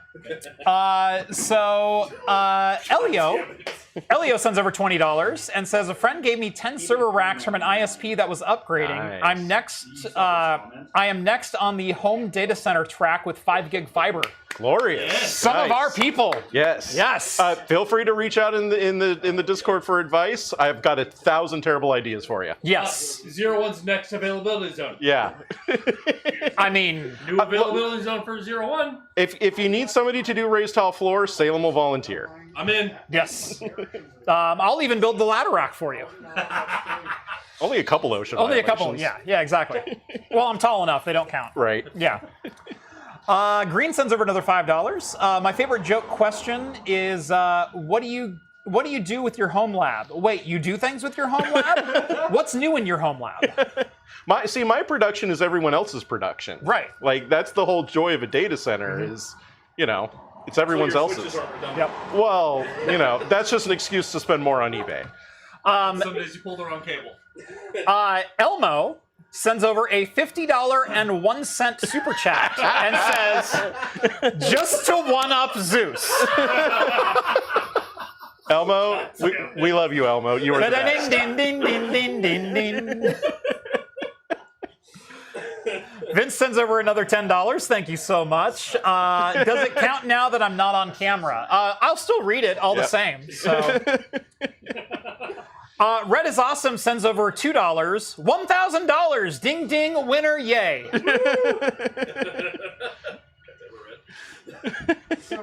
Everyone knows I read that in a very specific way. We have some colorful bottles in front of us. Oh, yes. So, if anyone's ever been here, just around this corner, there is a very large berry bush. And most of us have been thwacked in the face by it more than once. Same. But the great thing is it produces some very excellent blackberries. And I had this brilliant idea of, since we're picking all the blackberries, hey, let's make some cider. Well, luckily I know people who know things about making cider because I sure don't. And big shout out to my partner Salem and also to Steve who gave me a lot of great pointers during the last PDX LAN. Yep. And so there's definitely for John, Steve, and Rhett, there's some bottles special for them. Yep. But so yeah, we have 3 batches. I would like to open them. Oh, yep. Salem would like to open them, and he has earned that right. Also, they've been a little extra fizzy, so if you've heard gunshots, it was... Yeah, we heard one earlier. I can see the yeast at the bottom, and so these are definitely... Hold on. Only saw how much liquid was missing from that bottle. Silence. Nobody asked your opinion. Oh, There it goes. Almost got on the camera. Take off. I saved it. Shotgun it now. Wow. little gas off. So he cracked it, and he went, it was all right, slow. that's not so bad. And then it goes, Put it in frame with your thumb in it. It's too close to the yeah, no. Don't do that. This is a laptop. Just over Yocto. See, now we're just reorienting the spacecraft at this point. Yeah. Or just yes, Did the you just rest win over here. Formula One? Why are these so much worse than the rest of the bottles? Right? But yeah, so this is our 01 Server Farms Blackberry Cider. Yep. CIDR. Yeah, no place like 127.0.0.1. And Hand me glasses. yep, there we go. So we will. While they're doing that, Fat Hacker sends over another 2 Aussie bucks. Thank you so much. I killed Unraid in a week. Unread is the unsolution, but he doesn't finish solution. He just unsolution. He was probably typing that on Unraid. What's up? For your drink.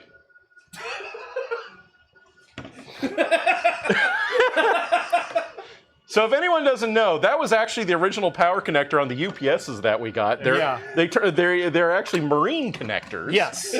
Because those are 70 amp UPSs. Sounds too, I'll just open this one now. like, And one more. Okay. Gabriel sends over $5. Have a beer on me for your fantasy football win last week. Woo! Yeah. Going streaking. How about real football winning? Also, real football winning. Hey, you know what? I watched Jeff draft his team inside of a Lowe's. Inside of a Lowe's, Yeah, right around the corner yeah. from here. Yeah. I was there for that. Yeah. So I will say, I started my fantasy team 0-4. I could not buy a win, buy a point. I did lose one match by 0.3, and that irritated the living crap out of me. I am 4-1 or 5-1 since that time. I am 5-5. It is a new season, ladies and gentlemen. How many more games until your playoffs? Is it 4 more weeks to playoffs? oh, Jesus. I don't remember. Sports? What's that? He's playing a little game with it. He's playing chicken.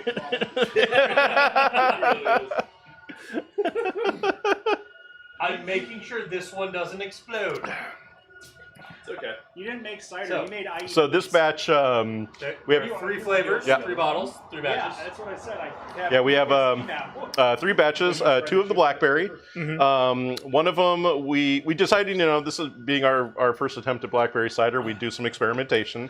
So the first batch... 4 more weeks to playoffs. 4 more weeks. Yeah. Our first batch, we added the blackberry first at the very beginning.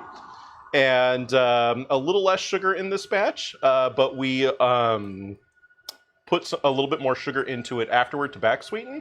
So it's not quite as tart. It's going for more sweeter flavor to it, kind of a little bit smoother. The one that Salem's working on right now, that one is, we did the blackberries at the end, but we put a little bit less sugar, but there was more sugar to start. So this one is about a 6.4. That one's about a 7.5. That's pretty solid for a home cider. But it's a little bit more tart. I want kind of more of that. Blackberries have a bit of tartness to it, Right. and I really wanted that to come out, which I actually think it did really, really well. Oh. So we alluded to it earlier, but obviously we've got the cider. We've got this is kind of the official, unofficial opening of, you want to call it YOLO Colo, 01 Technologies? 01 Technologies data center. YOLO Colo is one aspect of it. It's our co-location service. Yes. We do offer cloud, object storage, VPS. We're pretty full stack. We'll do just about anything you pay us money for. But the yellow colo is kind of one of the more well-known aspects in the community of it. Like I said, pretty much all of our customers in the co-location are I will say customers or craft members. I'm flirting with the levels of your hospitality when it comes to the server that I'm co-locating here. Right. Let's just say there was a noticeable uptick in the power graph when his server started turning on. So, yeah. By the way, new content on the DGX V100 coming out probably in the next week or so. We made some tweaks to it. I had a little bit of hardware failure. The drives that I put in there did eventually fail. So we had all new drives put into that, and we got them back up and running. Yep. Yeah, when we powered it on, there was a noticeable 800-watt jump just from powering it on. Yeah. It settles in at around like 450, 400 at idle, but when you get those fans going in the GPUs, are doing their initialization process, there's definitely a. And I've stressed one of them at a time so far, and I think I've pulled 330 on the GPU and another 100 on the CPU, and so good times are coming. Yeah. But like I said, I can see it in the power draw graphs, so My one server is visible out of his 6 racks full. to tell you the scale of that. And I do just want to say, a big shout out to all of the people who have been supportive, whether as customers or just in the community in general, taking part in the journey. Yeah. I enjoy sharing with the folks in the community, and I love getting their feedback and taking part and helping where I can, and No, you have been more than helpful in our community as well. Providing advice, tutorials, whatever have you. A5000s. A5000s. You've definitely helped me out on some configuration things in the past, so yeah. Really? In either of them. Oh, okay. Weird. Still delicious. So you want to try a fun cider? Oh, sure. So this is a mostly Salem invention. I don't think we've got a solid name for it yet, but it tastes like Christmas. Okay. It's an apple pie cider. I'm on board. This is the 10 dot. Yeah, this is the 10 dot. So our original idea is we're gonna do Small. Small. CVE scores for the alcohol content in these. Nice. Unfortunately, we can't do that with this batch because this is a 10 1/4. Yeah, okay. Yeah. I'll just go that way. Yeah, there you go. Perfect. Slightly smaller on that one. One of us has to drive home tonight, so Give it a good sniff, though. just so I can drive back up here tomorrow. Yeah, this is one you want to smell first. Oh, wow. Yeah. I really wanted this one. I was thinking. That smells like walking into a Joanne Fabrics in November. It smells like Christmas, doesn't it? It does. But it's a 10 1/4, so when you want to forget Christmas. Yeah. Christmas. Yeah, apply, anyone? Zeus sends over another $2 to surpass Elmo, I noticed. The V100s are audible from Cosworth's Duck House.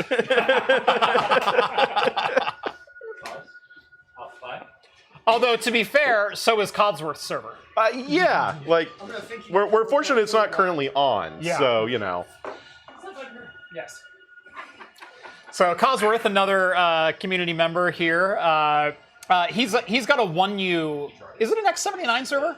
No, it's X99. X99. Okay, X99 based. Yeah, he's got a dual has X99. Right. Which I will comment was a product of an after-party idea gone horribly. I successfully failed.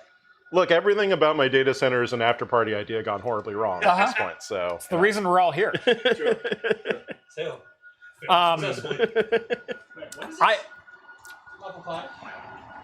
have to tell a brief story, which you will all get a kick out of.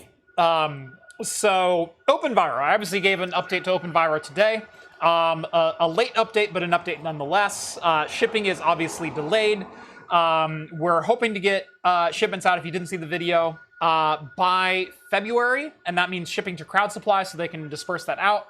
but we're running against manufacturing. We had to make a change in manufacturing, validate that change, order the parts. The parts aren't going to get here till Christmas, which means, first or second week of January, best case scenario, especially with tariffs and customs being what they are right now.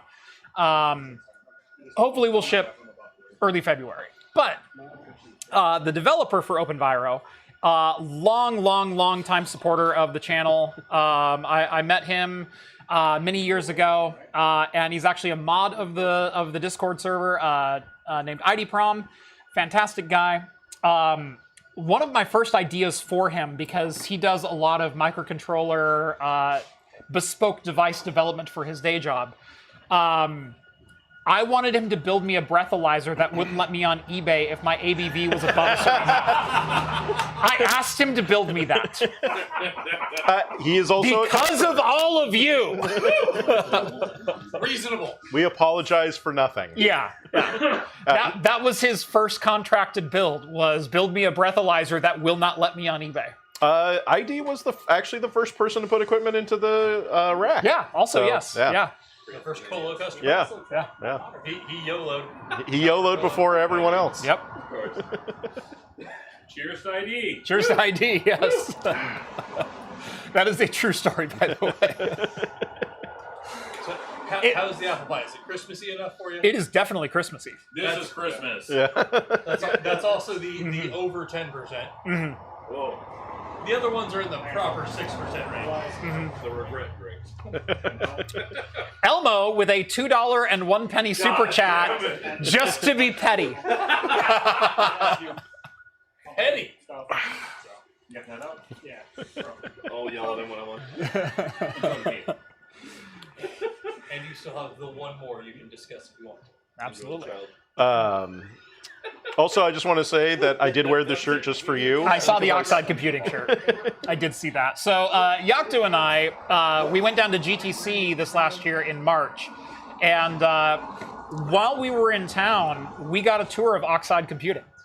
It was me, you, it was Cheese, Eugene, and Andy was with us. and I Andy think. also from Chips and Cheese, right? And so the five of us got to drive down there and walk around Oxide Computing, and what a cool, So much fun. super cool experience. The Oxide Computing stuff was fun, like, don't get me wrong, but the history that was on the shelves from being a little startup in the Bay Area, all the books that they had, like, man, I could have spent hours in there just Right. pouring through all the little knickknacks and books and literature and things that they had from, like, 1970s AT&T call system manuals. Oh yeah, like there was like Unix System V in there. Yeah. Some real history in that. That was a fun experience. And then we had pizza with Adam Patrick Murray. That's That was right. a blast. Yeah, that's right. Yeah, we went right over and had pizza. And in fact, Adam's gonna be in town in a couple of weeks. I'll be having pizza with him or dinner with him on the 21st. He's on my turf now. So See, and I thought he was going to jack my 5090. right, he almost did. He thought about it. So if you want to give this one a shot, this is this is the more tart version of the. Oh, this is the heavier blackberry. Yes. Okay. That's one shit. Huh? Have a good one, guys. Good to see you. Excellent seeing your place. Take care, man. See you, dude. Couple more super chats. This one's really funny. In fact, FTW has the highest dollar amount technically at 202. But yen. And it says, don't spend it all in one place. The most unitary currency. Way to undercut the competition. I freaking love that. I tip my hat. Oh, what a fantastic chat. And then Austin sends over $5. Thank you so much. How is the UNAS Pro in the background, Ben? Thinking about replacing my Synology. So if you actually look, there are two UNASs. There is the, just behind Jeff's head, there is the 4-bay, or 2-bay, PoE powered. And then we do have the UNAS Pro. Yep. I would say if you're going to get one and you have the budget, there's a newer version out with 8 bays. Yeah. Go with that one. Yeah. But the PoE one is actually really cool. You only need the single cable. It's a 2-bay. They do have a 4-bay model coming out that also includes 2 NVMe drives and is still PoE powered. And they do include the PoE+++ brick with it. So you're not really, you don't have to have the full powered switch to do it. So. I took it out while you were talking. You took out the one drive that's missing. Like all the other slots have drives, and he takes out the one that has nothing in it. He was checking for redundancy. Right? But no, it's an absolutely fantastic device. It's been really simple to set up, really easy to control. Everything you kind of expect from Ubiquiti. My only complaint would be that for the S3 endpoints, you can't use custom S3 endpoints. I use the Ceph backend for mine with RGW. You can only do AWS, Backblaze, and I think Wasabi. So it's like pre-configured endpoints. There's no custom configuration. Gotcha. But I'm sure that will change at some point. It's the easy way. Let's face it, Vince knows it's probably all our clone in the background anyway. So it's all BS, dude. I thought you weren't supposed to use our clone in production. Everyone does. As everyone hundreds of people wanted to tell me in comments, and I'm like, everyone does. Yeah. It is. Look, you should have other checks and balances in place in full production environments, and most environments do have those checks and balances in place. They have checksums at the end of every copy. They go through their procedures to make sure that the data copied.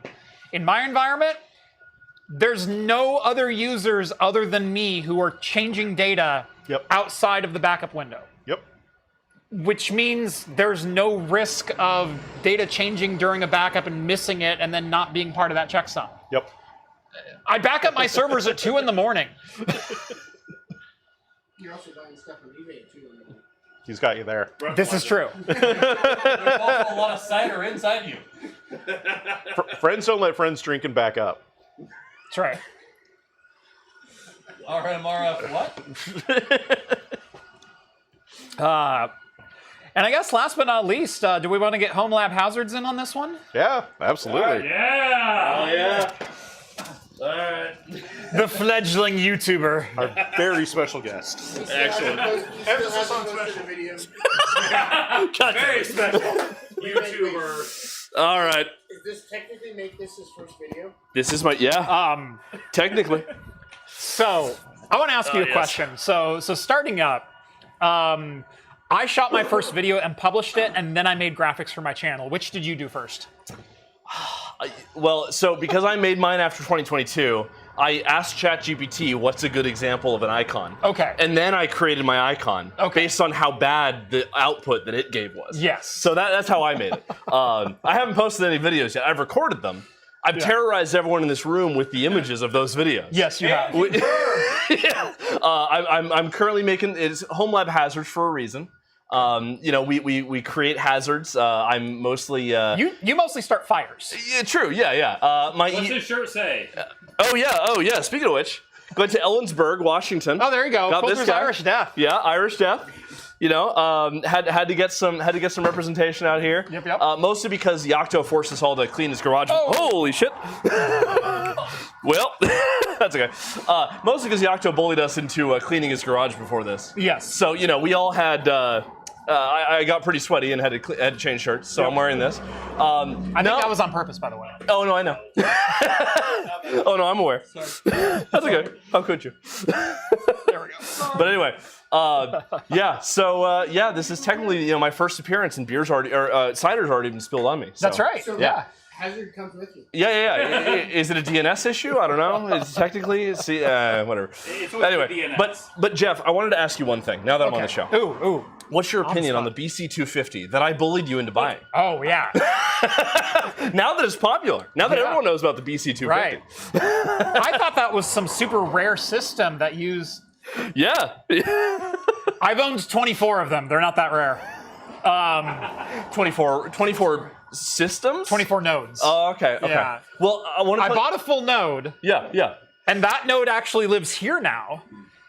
Because I did the initial video, and that was, for those who don't know, the BC250 is a mining server that was put up by ASRock Rack. Yep. That was PS4 GPU or PS5 GPUs that did not make the cut for either CPU or GPU, so they were significantly cut down. And so instead of 8 cores, 16 threads, it is 6 cores, 12 threads on the CPU side. Yep. It is essentially a Ryzen 3600 for all intents and purposes. Yeah. But it is a fully integrated APU. Not that dissimilar from Strix Halo, having fully unified memory, LPDDR5X, and an integrated package with both CPU and GPU on it. The GPU is an RDNA 2-based GPU. 2.5 in large quotations. Also 1.5 in some regards. Yeah, awfully. And no encoder. Right. So instead of 40 compute units, it is, I think, 28 compute units of RDNA 2-ish GPU. Some of the cache is disabled as well. Yes. Because of the CPUs. Yes. Yeah. Also, none of the C states work properly. And so your CPU cannot clock down from its max boost. And so it sits at 3.8 gigahertz all the time. So that's why you brought it here, because you're using his power. I'm using his power. Yeah, it's free. So each of these nodes idles at 90 watts. So everyone should go to 01 Technologies, rent 1 U of space, and put as many watts as you possibly can in 1 U of space. No. Here's you have a 12 node 3U box that's just sitting there. You should totally plug that in and rent it out. All I'm saying is, Lawrence Systems would appreciate that I am currently the only XCPNG subscriber at this data center. Yes. I currently run XCPNG. Now, do I run workloads on it? Not yet. But I'm working on that.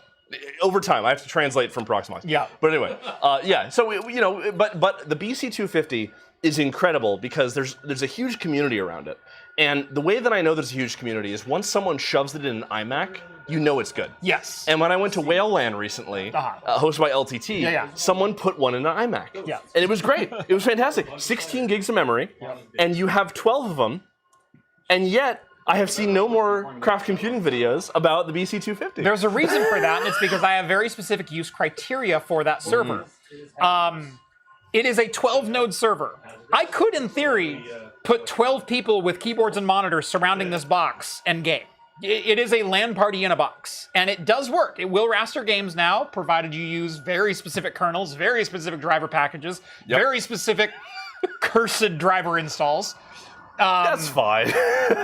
It will work. You can play games. Why is it not in my server as a cloud gaming host, being one of the most powerful and dense GPU hosts known, that exists today? Yeah. It's because of some of those RDNA 1.5 elements that I alluded to. Yep. While the raster cores are RDNA 2, the ray tracing cores are technically RDNA 2.5. The encode decode for video is RDNA 1.5, and there exists no PC equivalent for that tech. There is no driver for it. And so while everything else has managed to be unlocked in various different driver stacks that people have found over the years, the encode decode, which is what you need to be able to stream your game from a local node off to a remote server or remote client, does not function and likely will never function. Tragically. And it's awful because it's such a cool system if you just wanted to fire up random gaming nodes. All I'm saying is Jeff could very easily take the system you just bought, which is all the nodes, right? And then have a video capture card on each one. And then run, what's that one thing? Moonlight? Yeah, Moonlight. Yeah, Moonlight. Yeah. And then just output USB over those. And so basically, all I'm saying is you could have each of your X79 nodes running as the thing that is supplying video output. That's your encoder. There we go. You found a use for your new system. And we bullied you into buying both of those, which is incredible. So, all I'm saying is X79 is the perfect encoder, Everyone should use CPU encoding on X79 only. No, it's not, because I would still need a video encode card on the X79 box because Ivy Bridge doesn't have QuickSync. FFmpeg can do CPU as long as it's not being held hostage. So I'm going to run 110 watts per node on the AMD box, and then 90 watts per node to do CPU encode on the X79 box. I'm going to end up with 200 and some odd watts per client. Girl math. Homelab math. Yocto math. Homelab math. Our data center? Yeah, your data center. He did. I approve. They only have 400 amps here, so they can't even get three-phase power.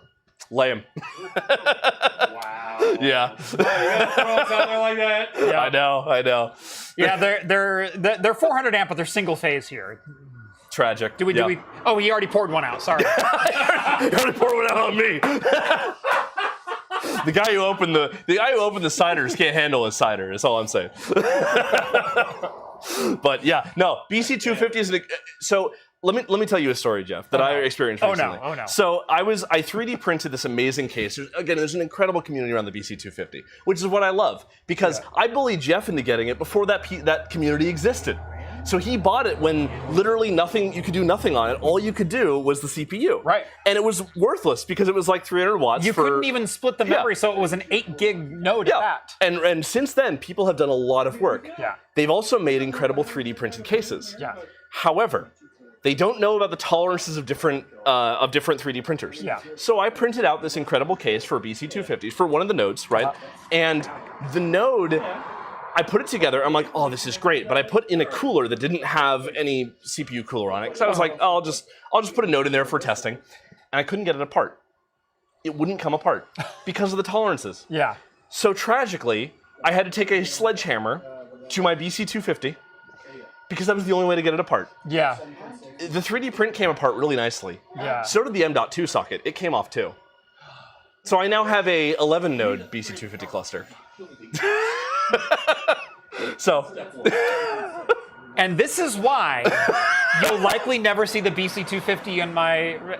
Although I did buy a second full 12-node BC250 because there was being progress made on the rasterization, and maybe they will unlock the encoding. Maybe. And I wanted to get I wanted to buy another server as it bottomed out, just in case I needed one. And it's expensive now. And so... People are paying a lot. And so the first one I think I spent $800 on, but like $800 for a 12-node box that also is GPU accelerated. Money all day long. I will spend that money on the promise of it potentially working one day.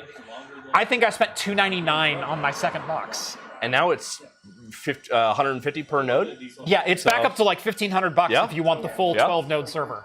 It's an incredible system, but I think the biggest thing that you now need to do is find a use case for this server that you've bought recently, this X79 machine. Oh, I've already got some that are stacking up. Really? Yeah. Oh, okay. Yeah. Are you going to do a Ceph cluster on, or like a Ceph cluster on there? I'm thinking about doing a Ceph cluster. Okay. So that'll probably be my production box because I think I want to do a Ceph cluster. I have a bunch of 6 terabyte drives that I've decommissioned, and so they're just sitting there, and I'm like, what if I put six terabyte drives? Yeah. 222. Into 3 nodes, ran hard 3, drives. Yeah, hard drives. Okay. Yeah, 6 terabyte spinners. Put those into 3 nodes as a Ceph cluster, as a Proxmox cluster, running a super low volt, the 2651 or maybe 2650L or something like that. The L's are great. Yeah. I have both. I can play with How many both. watts are those? They're like 60 watt.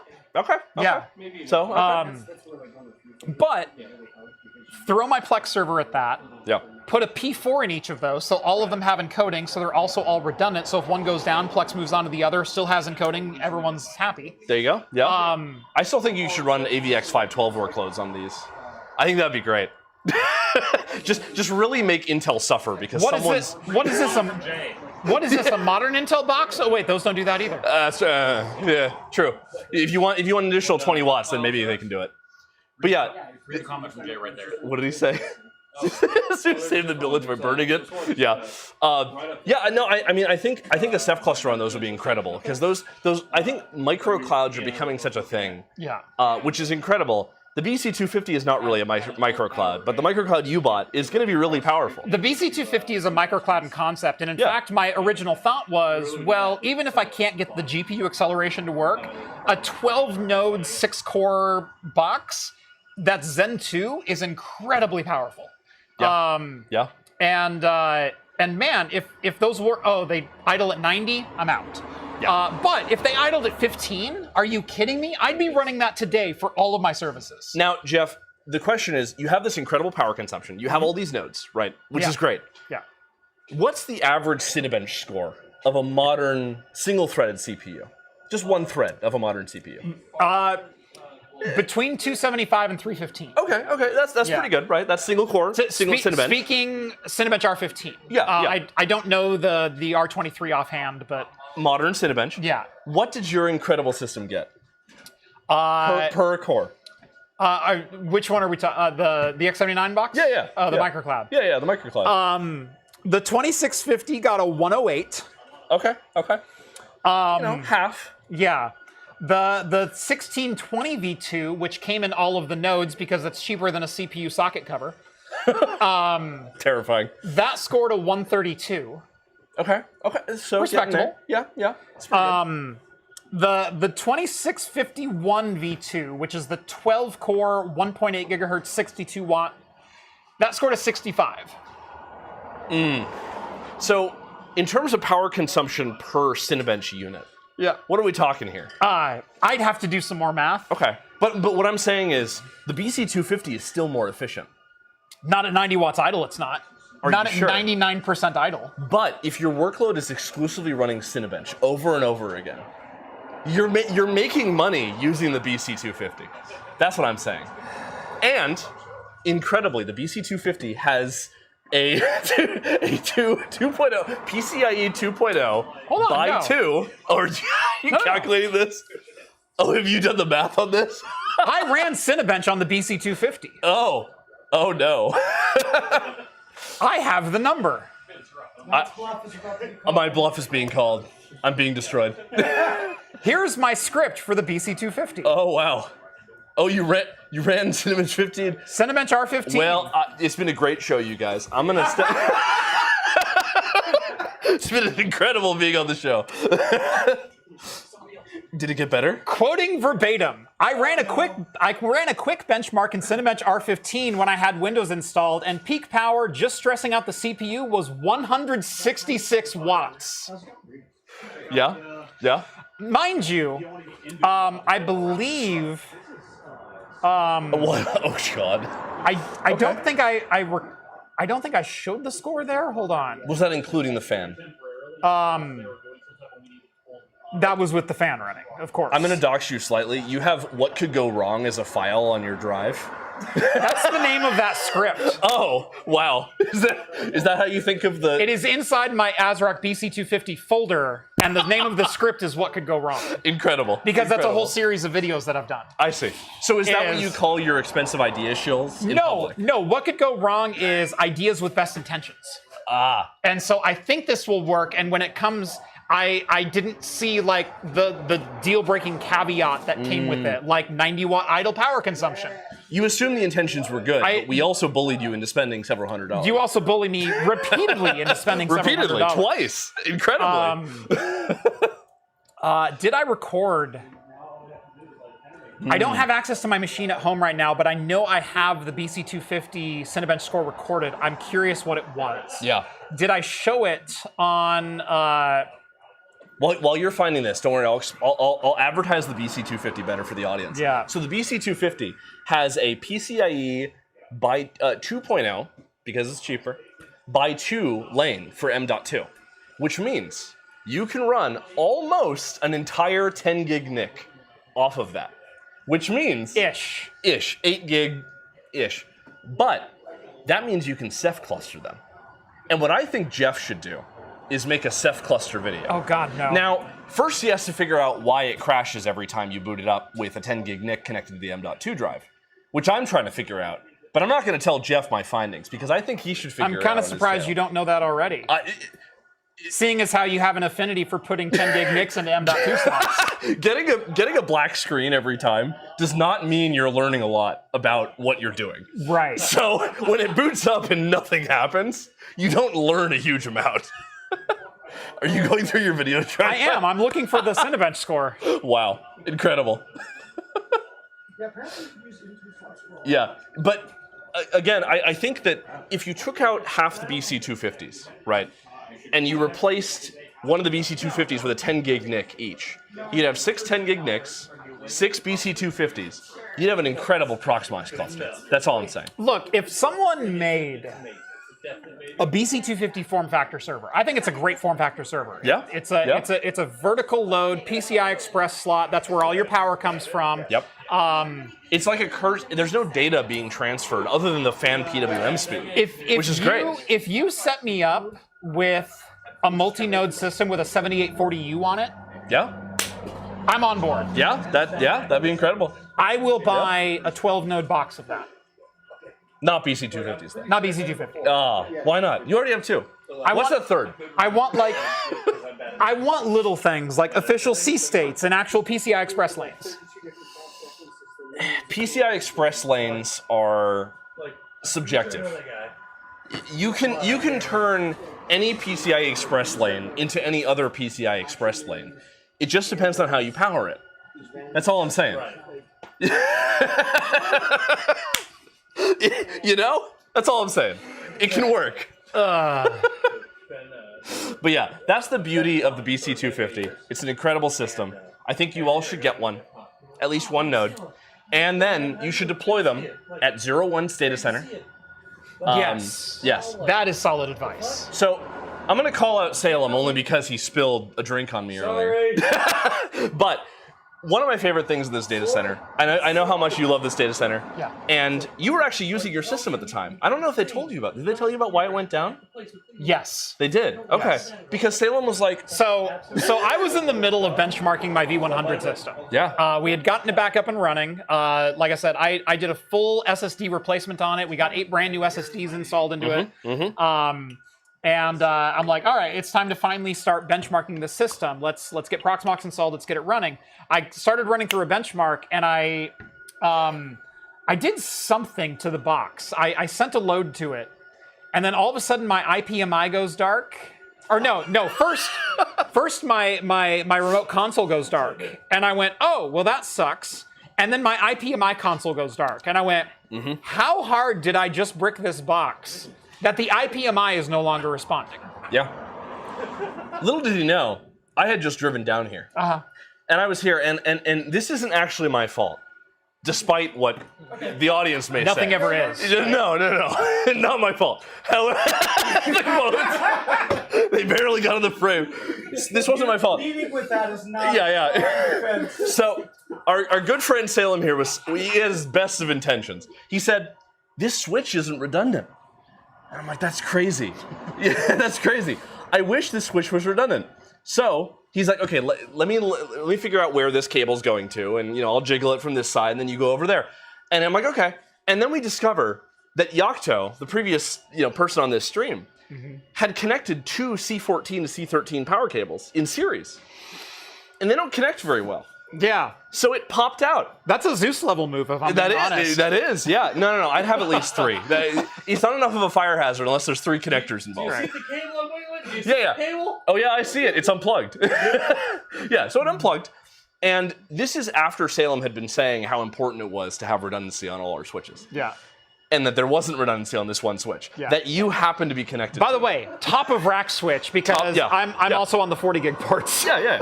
So, it disconnected.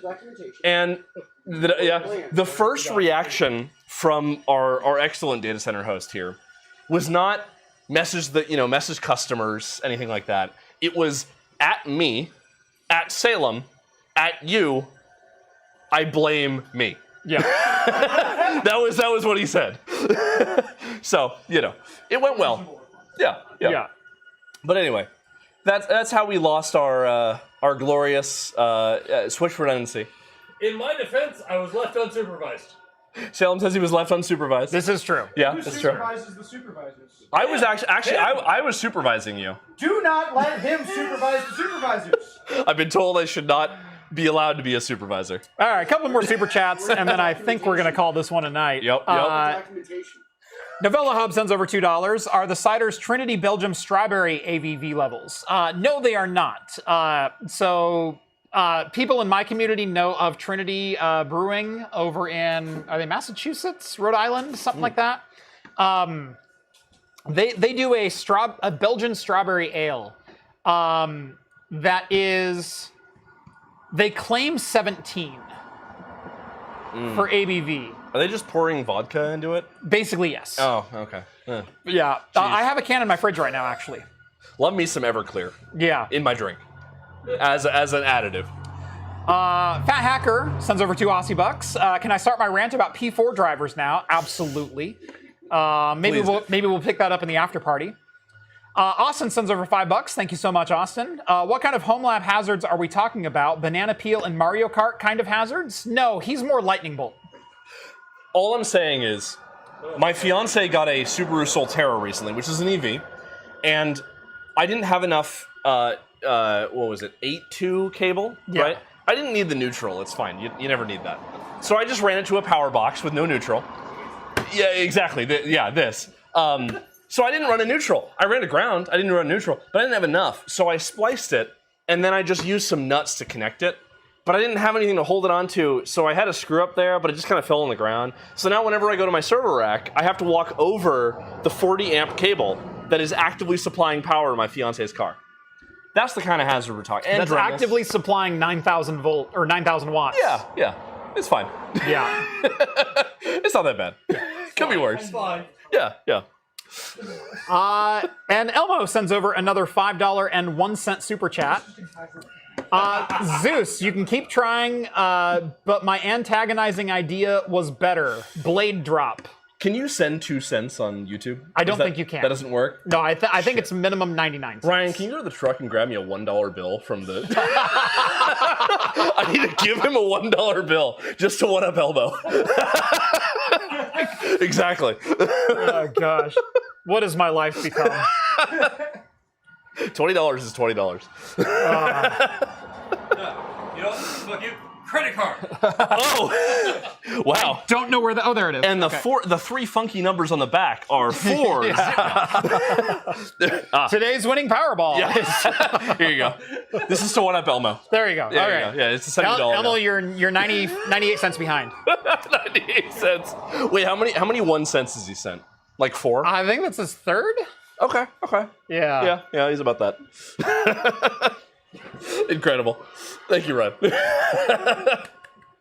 Hell yeah. All right. This has been episode 408 of Elmo with a $1.01. He wins. He wins. Wow. Ding, ding, ding, ding. Elmo wins. Damn it. This has been episode 408 of Talking Heads. Join us every Wednesday night at 6 p.m. Pacific time for the latest in beer and tech news right here on YouTube. Shout out to our sponsors, Meter and Verta. Go check them down in the video description. Meter.com/craft computing. That's meter.com/craft computing. They make some good switches. Exactly. Switches. Or head on over to Verta. Now, Verta's an interesting one because they are doing a full brand change next week. And so Verta.com is registered but not yet active. And so it is still datacrunch.io.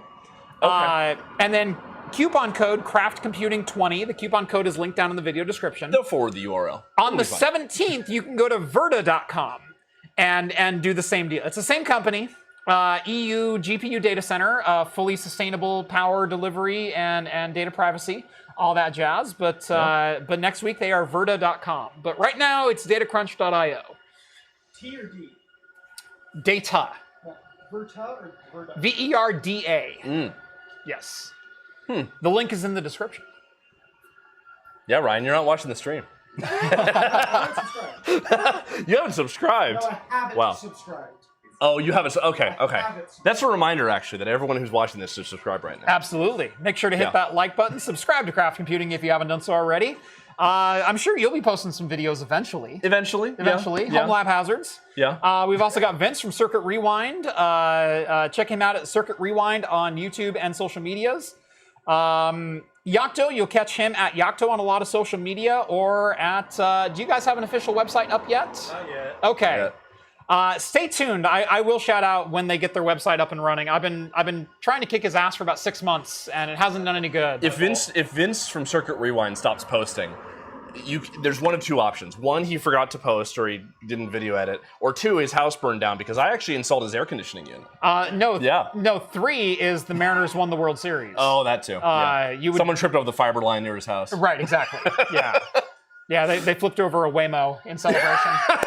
Oh, God. Fate worse than death. Thank you all so much for watching. Join us every Wednesday night at 6 p.m. Pacific time for the latest in beer and tech news right here on YouTube. And as always, we'll see you next week. Cheers. Everyone.